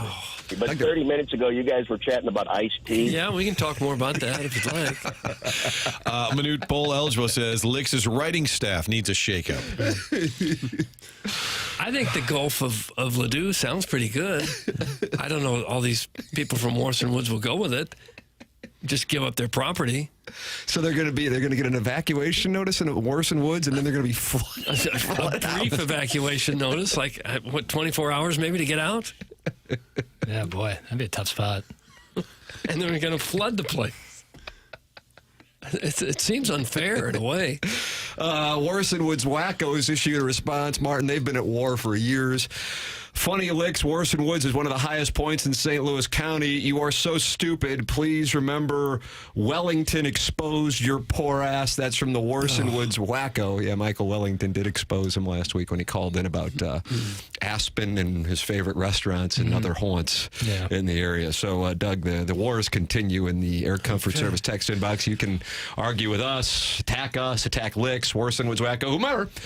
Get it out. Let it all out. 314-399-9646 or the YouTube chat, youtube.com/TMASTL. Martin, you got that onboarding? You're going to go knock out some paperwork. Gosh. Got to work on another Still surprise have your guest. insurance? I think the next surprise guest will not be a former colleague. So wow. If that clears it up a little bit. Wow. Tim's dad. My father is going to join us. Well, we've worked together, so that is true. Yeah, so that would be a colleague. Martin, have a wonderful day. Back tomorrow for nothing but a Notre Dame Penn State preview show with Joe Theismann for 4 hours. Let's get him on. the In all program. seriousness, I don't want to do housekeeping out loud, but let's text him. I bet he's got. I think he would be up for it. Yeah, he's locked in on this, man. All right, Martin is taken off. We will have more of the Munganess St. Louis Acura, Munganess Burkhardt Alton Toyota 10 o'clock hour. Jackson, what have you prepared in your series of questions here? For I got plenty of stuff. What's it called though? Jackson's plenty of stuff. Wide Berth Wednesday. Doug, you have a wide berth. That seems pretty vague to me. That's the point. Okay, so you can ask us anything. Yeah, including where are you going on your next 2-week vacation? I don't get them. I took one here, went on a cruise a year and a half ago, but never in TV did I get a 2-week vacation. Yeah. Are you going to sue for slander? I remember when my kids were born, you'd get like a couple of hours. Now you get like 60 days. Yeah, my son works with Boeing. He got like 3 months. 3 months. He wasn't doing sports for 90 seconds every night. Yes. If you're at Boeing, I wouldn't leave for 3 months. They might not have you back.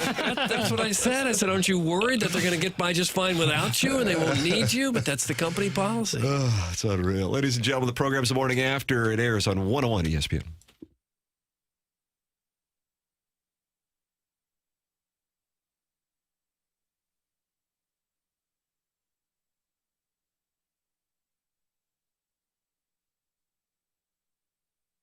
Michael's Flooring has been family-owned and operated for 3+ decades. And Michael at Michael's Floors takes great pride in helping and making sure his employees are happy and make a great living. And that's why he's offering this deal. If you're a carpet installer, Michael's is hiring for $7 a square yard. That's right, $7 a square yard. That's incredible compensation in the flooring industry. Michael's passion is flooring, and when you order from him, he wants you to have the best experience for the best price.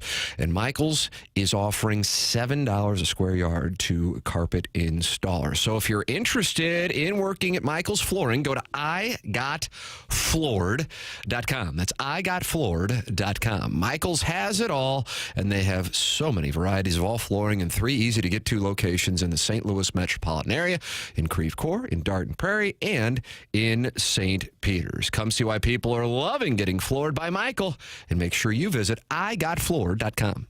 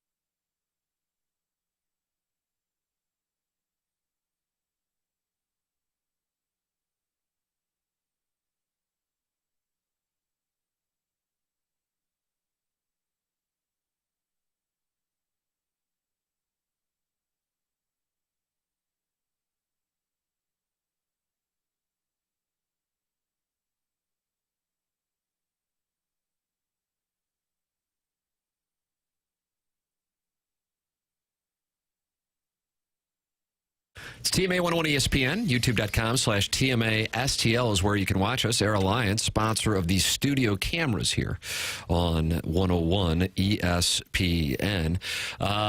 Doug Jackson prepares a series of questions on Wednesday, and he creatively calls it a Wide Berth Wednesday. All right. So yesterday, Tim and I, in our podcast on QFTA called We Don't Judge Johns. Correct. I briefly brought up, who do you think is the most disengaged fan base in all of American professional sports? And could it be the Blues' opponent on Thursday, the Anaheim Ducks?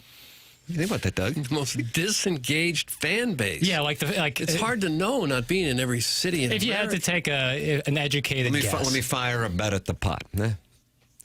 Marlins. Yeah, that's a good one. Yeah.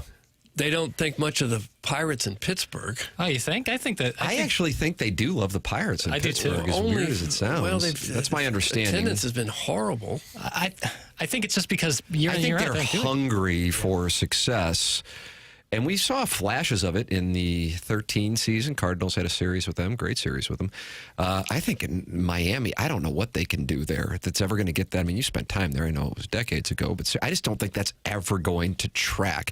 Any NFL fan base can get activated. Yeah, agreed. So I'm going to take all 32 teams of the NFL out of it. Jackson, you are the 101 ESPN correspondent for the National Basketball Association. I don't know if there's any way you want to groom us with NBA talk here in an NBA franchise that has a disengaged fan base. I feel like some of the parameters for a disengaged fan base have to be like kind of coastal, like really a lot to do in the city. So we can't talk about flyover territory on this. Really? In this question. You elitist bastard. I'm saying that like Midwestern or like cities that get really cold or non-New York or Chicago teams, like people love it because it's part of the fabric of their identity. Whereas if you're in Miami or LA, there's so much else to do. Sports teams might fall on the back burner, but in the NBA, a lot of the stars go to those areas. So like Miami Heat, it's tough to be like a disengaged fan base when you've had LeBron and D Wade and Shaq, Jimmy Butler over the last 20 years. Like I just don't think that could be possible. So I don't think it's anybody in the NBA. I think it's either baseball or hockey. I think the Marlins are a good play. I think the Anaheim Ducks are a good play. Are you saying they don't draw a lot of fans, or the fans aren't interested in them out there? Yeah, kind of like it just disengaged. I don't know. How else do you want me to frustrated with you? You're just kind of making it up with the Ducks, though. You haven't really looked into it, have you? As far as their attendance can you name a single Anaheim Duck fan? Your tables got turned back on you. I am certainly a disengaged Anaheim Duck fan, but I don't live in Anaheim. Well, you have family in Orange County, don't you? Yeah. Do they care about the Ducks? Not really. All right. Case in point. Oh. Yeah, Doug, how about that? One family doesn't like them out of an area of 4 or 5 million? Sample size. You know, I'm using them as a sample size. Okay. As a base. If you're interested in your lowest attendance in the 2023-2024 season, who would you guess it is? What sport? In NHL. Since Jackson is... lowest attendance. And if you think through it... I think I have the answer. Then Jackson knows it, Doug. You have a guessing I'm game. going to let Doug cook, though. You said lowest attendance, didn't you? Yeah, and this is 2023. 2023-2024 season. I have the answer. Lowest And if you think attendance. through it... Okay, I'm trying to think through it. I gotta put you on the clock. I hate to do that, Can I have initials, please? Yeah, AC. Yep. AC, the Aurora Comets? Doug, you got about 5 seconds. I'm going to step in here. Well, why don't you just go ahead and step? The Coyotes. That's correct. The Arizona Coyotes enjoyed 188,000 fans coming through over their 41 home dates last year. They played a Queenie ice rink. They tried to jam a hockey franchise into a very large market, thinking, well, it's such a big market, we have to be there, and realize that this is the desert in Arizona. We don't care much about hockey. Second to last, Winnipeg, Sharks, and then Jackson's big point on the Anaheim Ducks. They are 29th overall in attendance last year. Well, then wouldn't the teams that are lower even be more disengaged? I don't know on that. Well, in the case of the Coyotes, they've already moved, and they were playing again at Queenie Park. Okay, how about the Sharks? That would be up there because that's a town with more to do than, say, Columbus, Ohio. What to do in Winnipeg? That one surprises me a lot, just because of the Canada Maybe factor. it's a really small building. Is that possible? It's not a huge city, right? It's 13,490, which is comparable to the Sharks building. And there, of course, wins per game. I don't know. That one surprised me just from the Canadian aspect of it because that's such a major sport. It's not the national sport, though. I think curling is. Do you know that, Doug? No. Well, if the Cardinals have another dreadful season and they start regularly drawing 15,000 fans instead of 35 to 40, they might fall into this category. That's a take I disagree with personally. You think it'd be like bottom 5 attendance in Major League Baseball? I don't think so. Well, over the last 2 months of the last 2 seasons, they probably are close to that. I think in baseball you just have so many places that are just so empty that I don't think the Cardinals can get there. I think it still is like a right for people in the Midwest to go. Agreed. In the summer to go I hope to games. so. Gosh, I hope so. But the last couple months were really horrible. Yeah, I think next year the numbers are going to be kind of skewed because you have what's going on in Sacramento with the Athletics, and the Rays aren't going to be playing in their home stadium. I think those two are going to maybe be close to the bottom just because of their weird situations. My best friend is a Pittsburgher, and much like here in St. Louis, they love the team, but they hate the ownership. That's from the 618. Yeah, that's too much. I feel like Pittsburgh and St. Louis are very closely connected in a way. They're similar, and I'd just be surprised if they support the hell out of football and hockey, but then stop at baseball. I'm pretty sure that Winnipeg is the smallest market of the 4 major sports.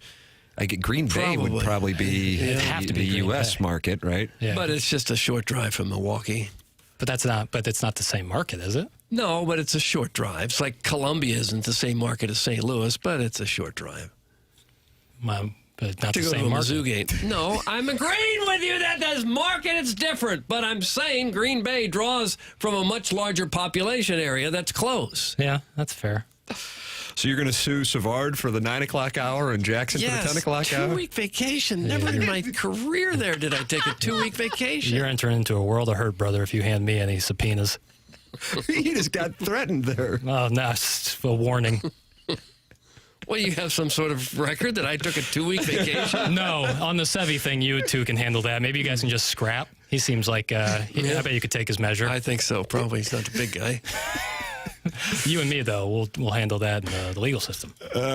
So there you go. You're going to court with Jackson. Over what now? Over the Winnipeg market size? Yeah, you're over here claiming. Seems like a good thing to drop a line on. I don't know. EDF Group sponsored Doug's Hot Take Mittens. I don't know who's going to be sponsoring the subpoenas, but do you want to support the EDF Group as a sponsor of TMA? Well, it's real simple. Do you have a fire extinguisher where you work? The answer is yes, you certainly do. So please email the EDF Group at fire@theedfgroup.com so a technician can come out and explain to your team how the EDF Group can save your company money. Again, that email address is fire@theedfgroup.com. The EDF Group's hot and will prevent your facility from having hot fires. Experience the EDF Group difference and learn more at theedfgroup.com. Tim McKernan, Doug Vaughn, Chairman Curtin from Martin Kilcoyne, who's doing some onboarding, Jackson Burkett. This is 101 ESPN.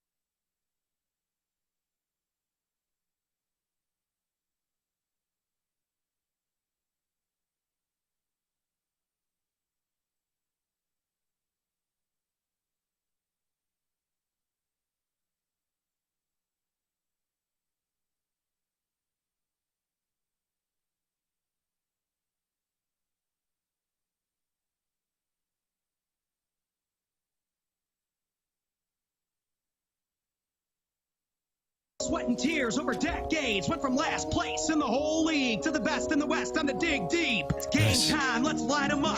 Boston Bruins ain't backing up. Media says watch out for Rask. Bennington is up for the task. Load your players with Gloria. I can feel a sense of euphoria.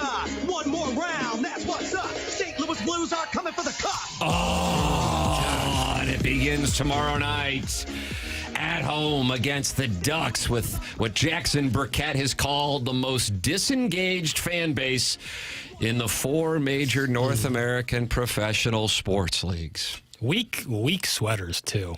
I would stick with the Mighty Duck thing. Man, can you imagine they're going to be playing audio of you on LA Sports Radio today? Will it get to them? This gave them a lot of bulletin board material. I think we'll all be okay. Ladies and gentlemen, the program is called The Morning After, and it airs on 101 ESPN. Doug, you love Skip Bayless's tweets. I don't mind them. I don't see them. So I guess I don't mind them. It's business as usual for Skip, despite the allegations from a former hairstylist at FS1, in which he is just tweeting out takes. For example, hated Antonio Pierce got fired. Like the way the Raiders responded to and for him. Not fair when he didn't have the most crucial ingredient, a quarterback, exclamation point. Assuming Brady wants his guy, Vrabel. AP deserves another head coach shot. Meanwhile, Stephen A. Smith actually defended Skip Bayless on his podcast yesterday. He says, the Skip Bayless I know has a hard time giving away $15. He's one of the cheapest people I know. That's just me, but that doesn't mean that I have any inside knowledge on any of this. Skip Bayless is accused in a lawsuit filed on Sunday of offering a former hairstylist at FS1 $1.5 million to have sex with him, and Stephen A. Smith said Skip has a tough time parting with $15. It is a pretty outrageous claim. $1.5 million. Wasn't that like the movie? What was the movie Robert Redford was in? Indecent Proposal. Yeah. Now, was that a cuck situation? I guess it was. Yeah, he offered handsomely paid. Yeah. Yeah, I think Woody Harrelson, spoiler alert, Woody Harrelson and Demi Moore, in kind of a shrewd move, and you'll have financial advisors tell you to do this, go take all of your life savings and put it on black on a roulette wheel. Yes. And then Demi Moore then moved the chips over to red while the ball was spinning in the wheel, and then moved it back to black. And unfortunately, it fell on red, and Robert Redford saw that as a golden opportunity to offer the Harrelson Moore family $1 million for an evening with her. And, of course, you remember his assistant, Shackelford. I don't remember much more beyond that. Geez, that movie, Indecent Proposal, was the 6th highest grossing movie of 1993. I assume it's good on goodorbad.com. Never seen it, to be honest with you. I just don't get what I'm getting for my investment in goodorbad.com. Not a lot, because you want a definitive answer. A lot of grit. But can you imagine a movie like that being the 6th highest grossing movie? A totally adult erotic thriller? For reference, the 2024 6th highest grossing movie was Beetlejuice. Oh, God. With Michael Keaton. But it had big name stars in it. Robert Redford, Demi Moore, both big time stars. I mean, you look at. I'm not even gonna get into it. Well, don't get upset. They were just upset at Demi Moore or Anaheim. I'm more upset at look at the domestic box office, man. All franchises and sequels. Original, maybe. Where's the originality? Oh, God. No, I'm serious. It's this annoying. Is back then or now? Now. Back then, yeah, Indecent Proposal being the 6th highest grossing movie. Few Good Men was probably like in the top 10. Never would happen today. What a cast. Oh, God, look at this nonsense. This guy's mad as a hornet over there. Really getting upset. Anaheim Ducks in the 2024 box office. Who would have thought that had set Jackson up? Thank you for reading my text, Tim. You are appreciated. That's from the 314. Are we giving out text of the day? Yeah. That shouldn't be it. $1.5 million. That's a whole lot of money. Must be the one that's made of gold. That's from the 618. I don't know what that means, but there's that. First thing I got to say is what just a privilege and honor it is to speak with Tim McKernan. Okay, stop it. It's good that people are starting to figure it out. I would take a large wager bet that such an offer was never given to this woman of $1.5 million to sleep with her. I'm not buying it. Stephen A. Smith says Skip Bayless has a tough time parting with $15. He said on his podcast, Jackson's mad that I said, there's audio of Stephen A. Smith saying this. Jackson's unhappy with Stephen A. Smith's tweets. He tweets out 18-minute clips. Who wants to watch an 18-minute clip on Twitter? What would you like? What do you think the right length of a clip is? 2.5, the longest, ideally in the 45-second to 90-second range. Chairman Kurtz nodding in affirmation. But why would it bother you on Twitter? It's all on your phone anyway, whether you see it on Twitter or you get Instagram. Or black bars up at the top. It's not meant for... that's too long. That's a YouTube video. You put that on YouTube, not Twitter.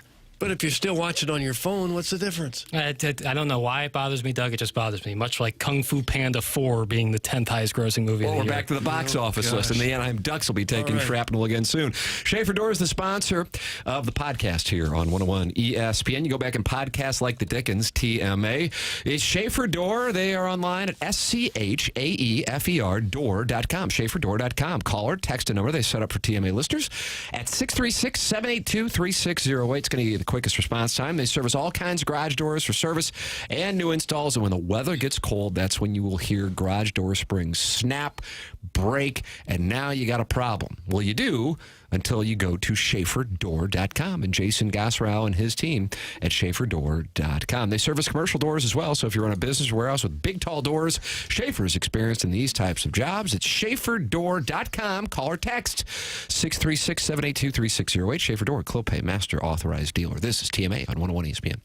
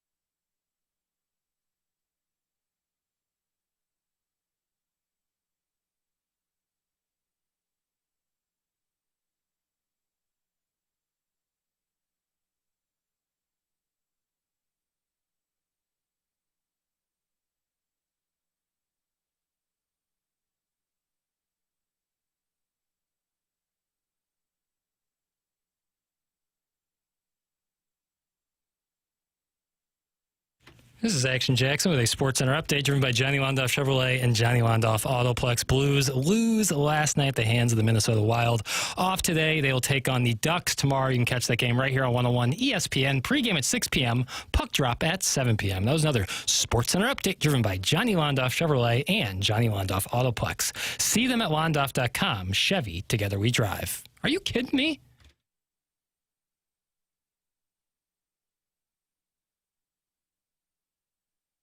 It is the morning after, and it is the Mungan S. St. Louis Acura, Mungan S. Burkhardt Alton Toyota 10 o'clock hour here on 101 ESPN and YouTube.com/TMA STL. Tim McKernan, Doug Vaughn, Jackson Burkett with you. Chairman Kurt.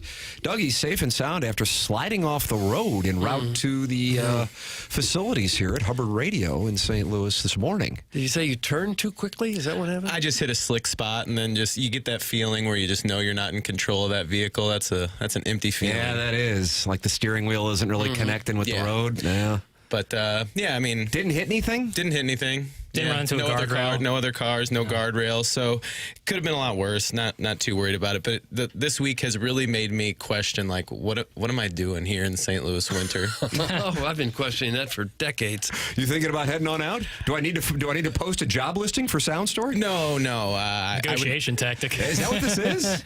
Getting leveraged. No, I'm in it. Last winter was pretty... It was super mild last year. Benign. Yeah. There you go, Doug. Thank you. Benign. And nice, Doug. You're having a big show despite the lawsuit against Jackson and against Steve Savard. Yeah, both of them got it coming. Unbelievable.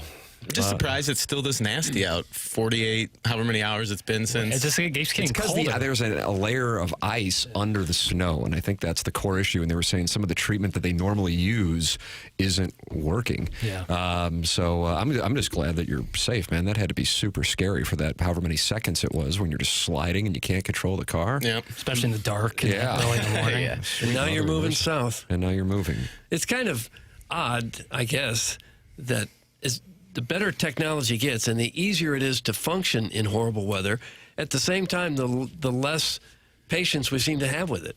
More people seem to be moving to the Sun Belt than ever before, even though it's easier to deal with the crap than it ever has been before. I think the key when you're in that situation, too, is not slamming on the brake. That's not going to do you any good. No. Just giving it some taps. Yeah. So, kept my cool. Not a big deal. Just near-death experience for you? Pretty harrowing. Was it really? No, I don't. It was fine. Marsh's burner was unhappy that he was filtered out a couple days ago. I see he's put another puck on the net today. He emailed in for QFTA, the Tim McKernan Show podcast, which I put Jackson through for 3 hours yesterday, Chairman. And I saw the eyes roll back in his head about hour 2. And he had to take a little pee break, didn't he? He did. Oh. Yeah. And Marsh's burner wanted to know why he was filtered. I gave him some pro tips, so hopefully, I don't know if you can let him in for the Design Air Heating and Cooling email today. Doug, you want to block? He sent it in at 8:46, and I've just kind of left it in that purgatory. I haven't deleted it, haven't put it in the filtered file, still kind of thinking it over. So stay tuned. Oh, wow. Marsh's burner. For whatever reason, was blocked from the fan page, and it really pissed me off. That's right. The TMA fan page on Facebook. You can join it. Type in TMA fan page on Facebook, and Jackson will sift through your application and decide whether or not you're worthy. Yeah, right. Worthy of being on the TMA alive? fan page on Facebook. Brown and Crouppen, title sponsor of this program. Brown and Crouppen is local, founded in 1979. If you're in a spot where you need Brown and Crouppen services, wouldn't you want a local law firm, one that knows how to handle the ins and outs of your case and the local environment?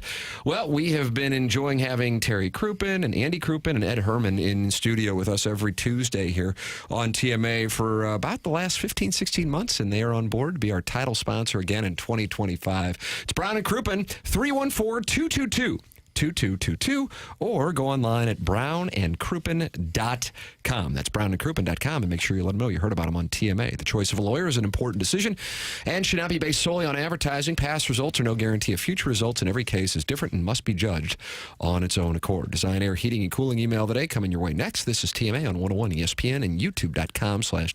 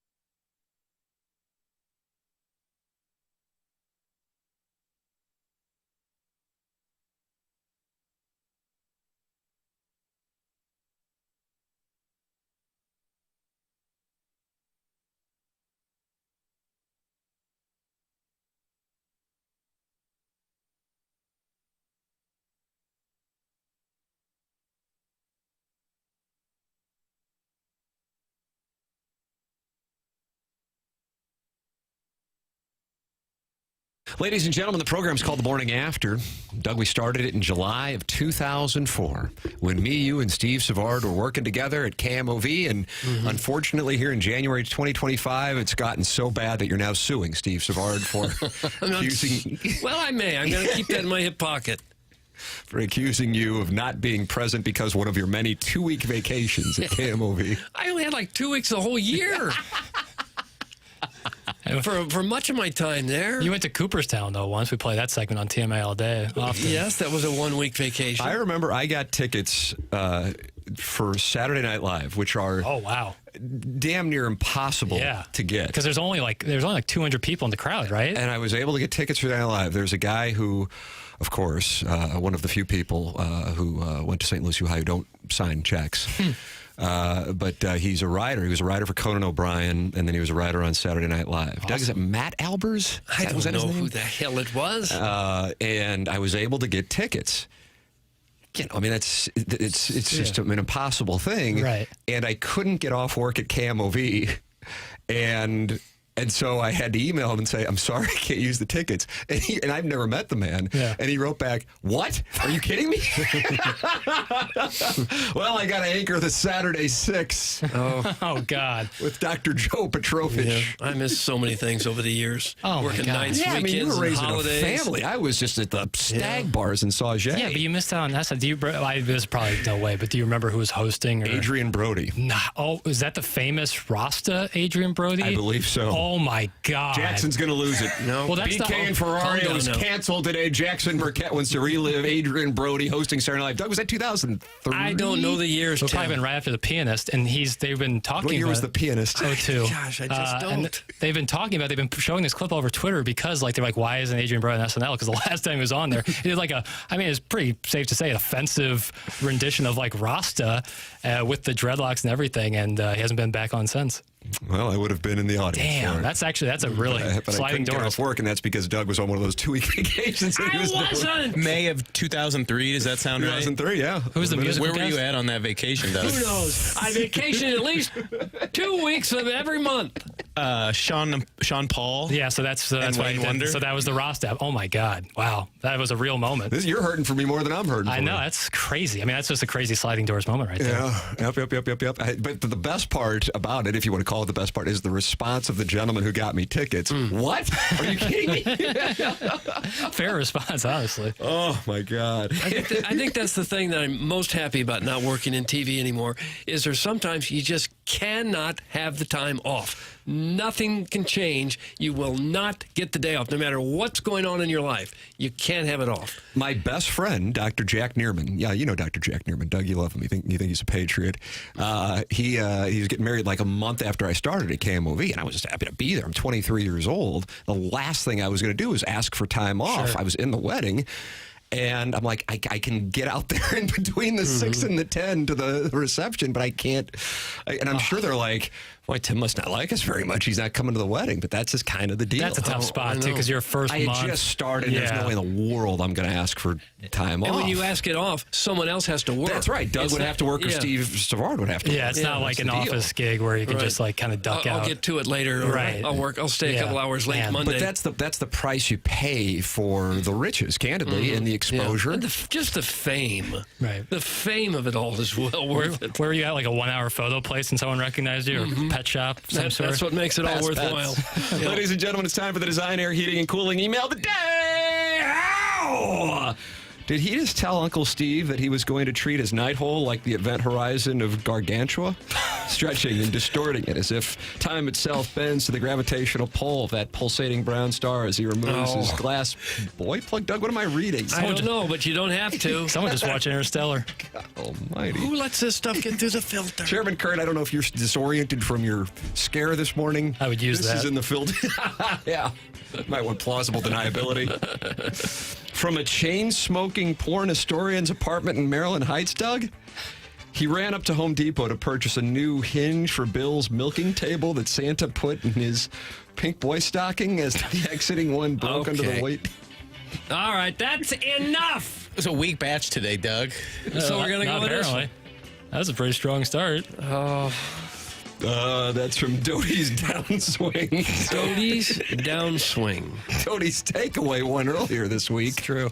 Yeah, this is two different people. I have to assign a different winner. Yeah, he really has shaft lean at the point of impact, and that's with the low traj. Right. Yeah, supination too. Douglas, would you be a deer and pick up Fluffy from the doggy spa? I leaned over and whispered to my man of the night wearing nothing but compression socks and a needlepoint belt after a night of Han bombs and prime beef carpaccio at our favorite Italian nightclub. What a sentence. What a sentence that was. Never before written in the English language. You think so? In the history of all of the lines. Yes, it's never been said before. Just scan that next sentence for me before you go. Oh. Yeah, it's going to put the man to the test. As he left me high and dry, I tossed my future ex-husband some Cheerios and pondered the future of my crumbling monogramming business. Help is needed in Ladue. I need a wandering finger and deep pockets to get me through next weekend's antics. With sadness, that's from the self-made stay-at-home Ladue mom. And she also wants us to know it's Ladue, Missouri 63124. That's right. She includes the zip code to let us know that she's real. Okay. So the monogramming business is made Ladue stepmom? No, just mom. Regular mom. Okay. Yeah. Mom. Shout out to all the stepmoms out there, though. Okay. Thank you. Hi, gents. Doug, you look so cute with your oven mitts. Maybe we can bake some oatmeal raisin cookies and think about how delightful wrinkled old things are. Jackson, thanks for bringing up Trae Young today. That was a remarkable half-court buzzer beater. Great ball moment. Tim, the way you change your voice on the EDF group read warms my heart, and I hope you can get that MFF soon. Thanks. That's from Droid Effects. It's a great sentiment. Nice Great sentiment. Like a Larry King article. And finally, Libby Jack wasted multiple SportsCenter updates talking about a blowout Florida-Tennessee basketball game, and in the second one said that makes Florida the first Division I school to defeat an AP #1 team in both basketball and football, which I knew in the moment was inaccurate because we all remember in 1993, 1994, Boston College did it in the same year as they beat top-ranked Notre Dame, and then the following March, BC knocked off reigning NCAA champion North Carolina, who were ranked #1 in the final AP poll. Not to mention, when was the last time Florida beat the AP #1 in football? Well, it was 16 seasons ago when Tim Tebow, Janoris Jenkins, Doodoo Man. Yeah, Doodoo Man. And Aaron Hernandez led the Gators over top-ranked Oklahoma in the BCS championship game. Libby Jack's statement was so blatantly inaccurate. I went to dig to try and find what fake Twitter profile he got hoodwinked by this time, and it turns out Florida is the first school to defeat the AP #1 in both football and basketball by 30 points, going back to the Gators win over #1 Florida State in the 1997 Sugar Bowl. Libby Jack has such a hard-on to talk hoop rock in his SportsCenter updates that he can't even poach other people's factoids. It's not it's a stat. You can't poach a stat. Critical words that render his statement 100% false. And everyone is so used to tuning in to his asinine SportsCenter updates, or used to tuning his asinine SportsCenter updates out, that nobody even notices this stuff. Damn it, no. Savard called like 2 seconds before I went on, and I was flustered. The stat is by 30. They won by 30. First team ever. If I didn't say that, I'm sorry. Is there anything that Buck Swope said that isn't true, though? No further questions. No, he's framing it as like I poach it. You can't poach a stat. Shout out to Patrick Young, former Florida Gator, who said it last night after the Mizzou win. Pissed me off. Oh, calm down now. I'm glad Chairman Kurt survived his morning commute. It's too bad our collective leadership at the state/county/city levels have either slashed snow removal budgets or mismanaged their resources so poorly that we still don't have safe roads after 48 hours of no precipitation. The spokesperson from MoDOT is deflecting blame to the inexperienced snowplow drivers. Quote, they didn't do the job. It isn't anything MoDOT did wrong. It's a tribute to Ron Washington. And that's from Buck Swope. Buck Swope. Damn it. Well, his was the only one that was not just disgustingly vile. And that gets my vote. Buck Swope. Self-made stay-at-home Ladue mom for me. By a mile, stay at home. Wow. Chairman Curtin Jackson kind of ganged up that was on the us best right there, email. Doug. That was the best email. I thought Droid Effects was live for wishing me the MFF. I mean, that's a. Buck Swope did some fact checking. The Han bombs and beef carpaccio. And knowing that Doty's downswing also, the way he's able to compress the ball. I mean, my goodness, the divots he takes up. All right, Doug, BK and Ferrario are coming up next. You can always go back and podcast the program. The podcast is brought to you by Schaefer Door Company online at schaeferdoor.com. That's SCHAEFER door.com. Tim McKernan and Doug Vaughn and Jackson Burkett and Chairman Kurt Martin Kilcoyne with you. It's TMA presented to you by Brown and Crouppen, BK and Ferrario next year on 101 ESPN.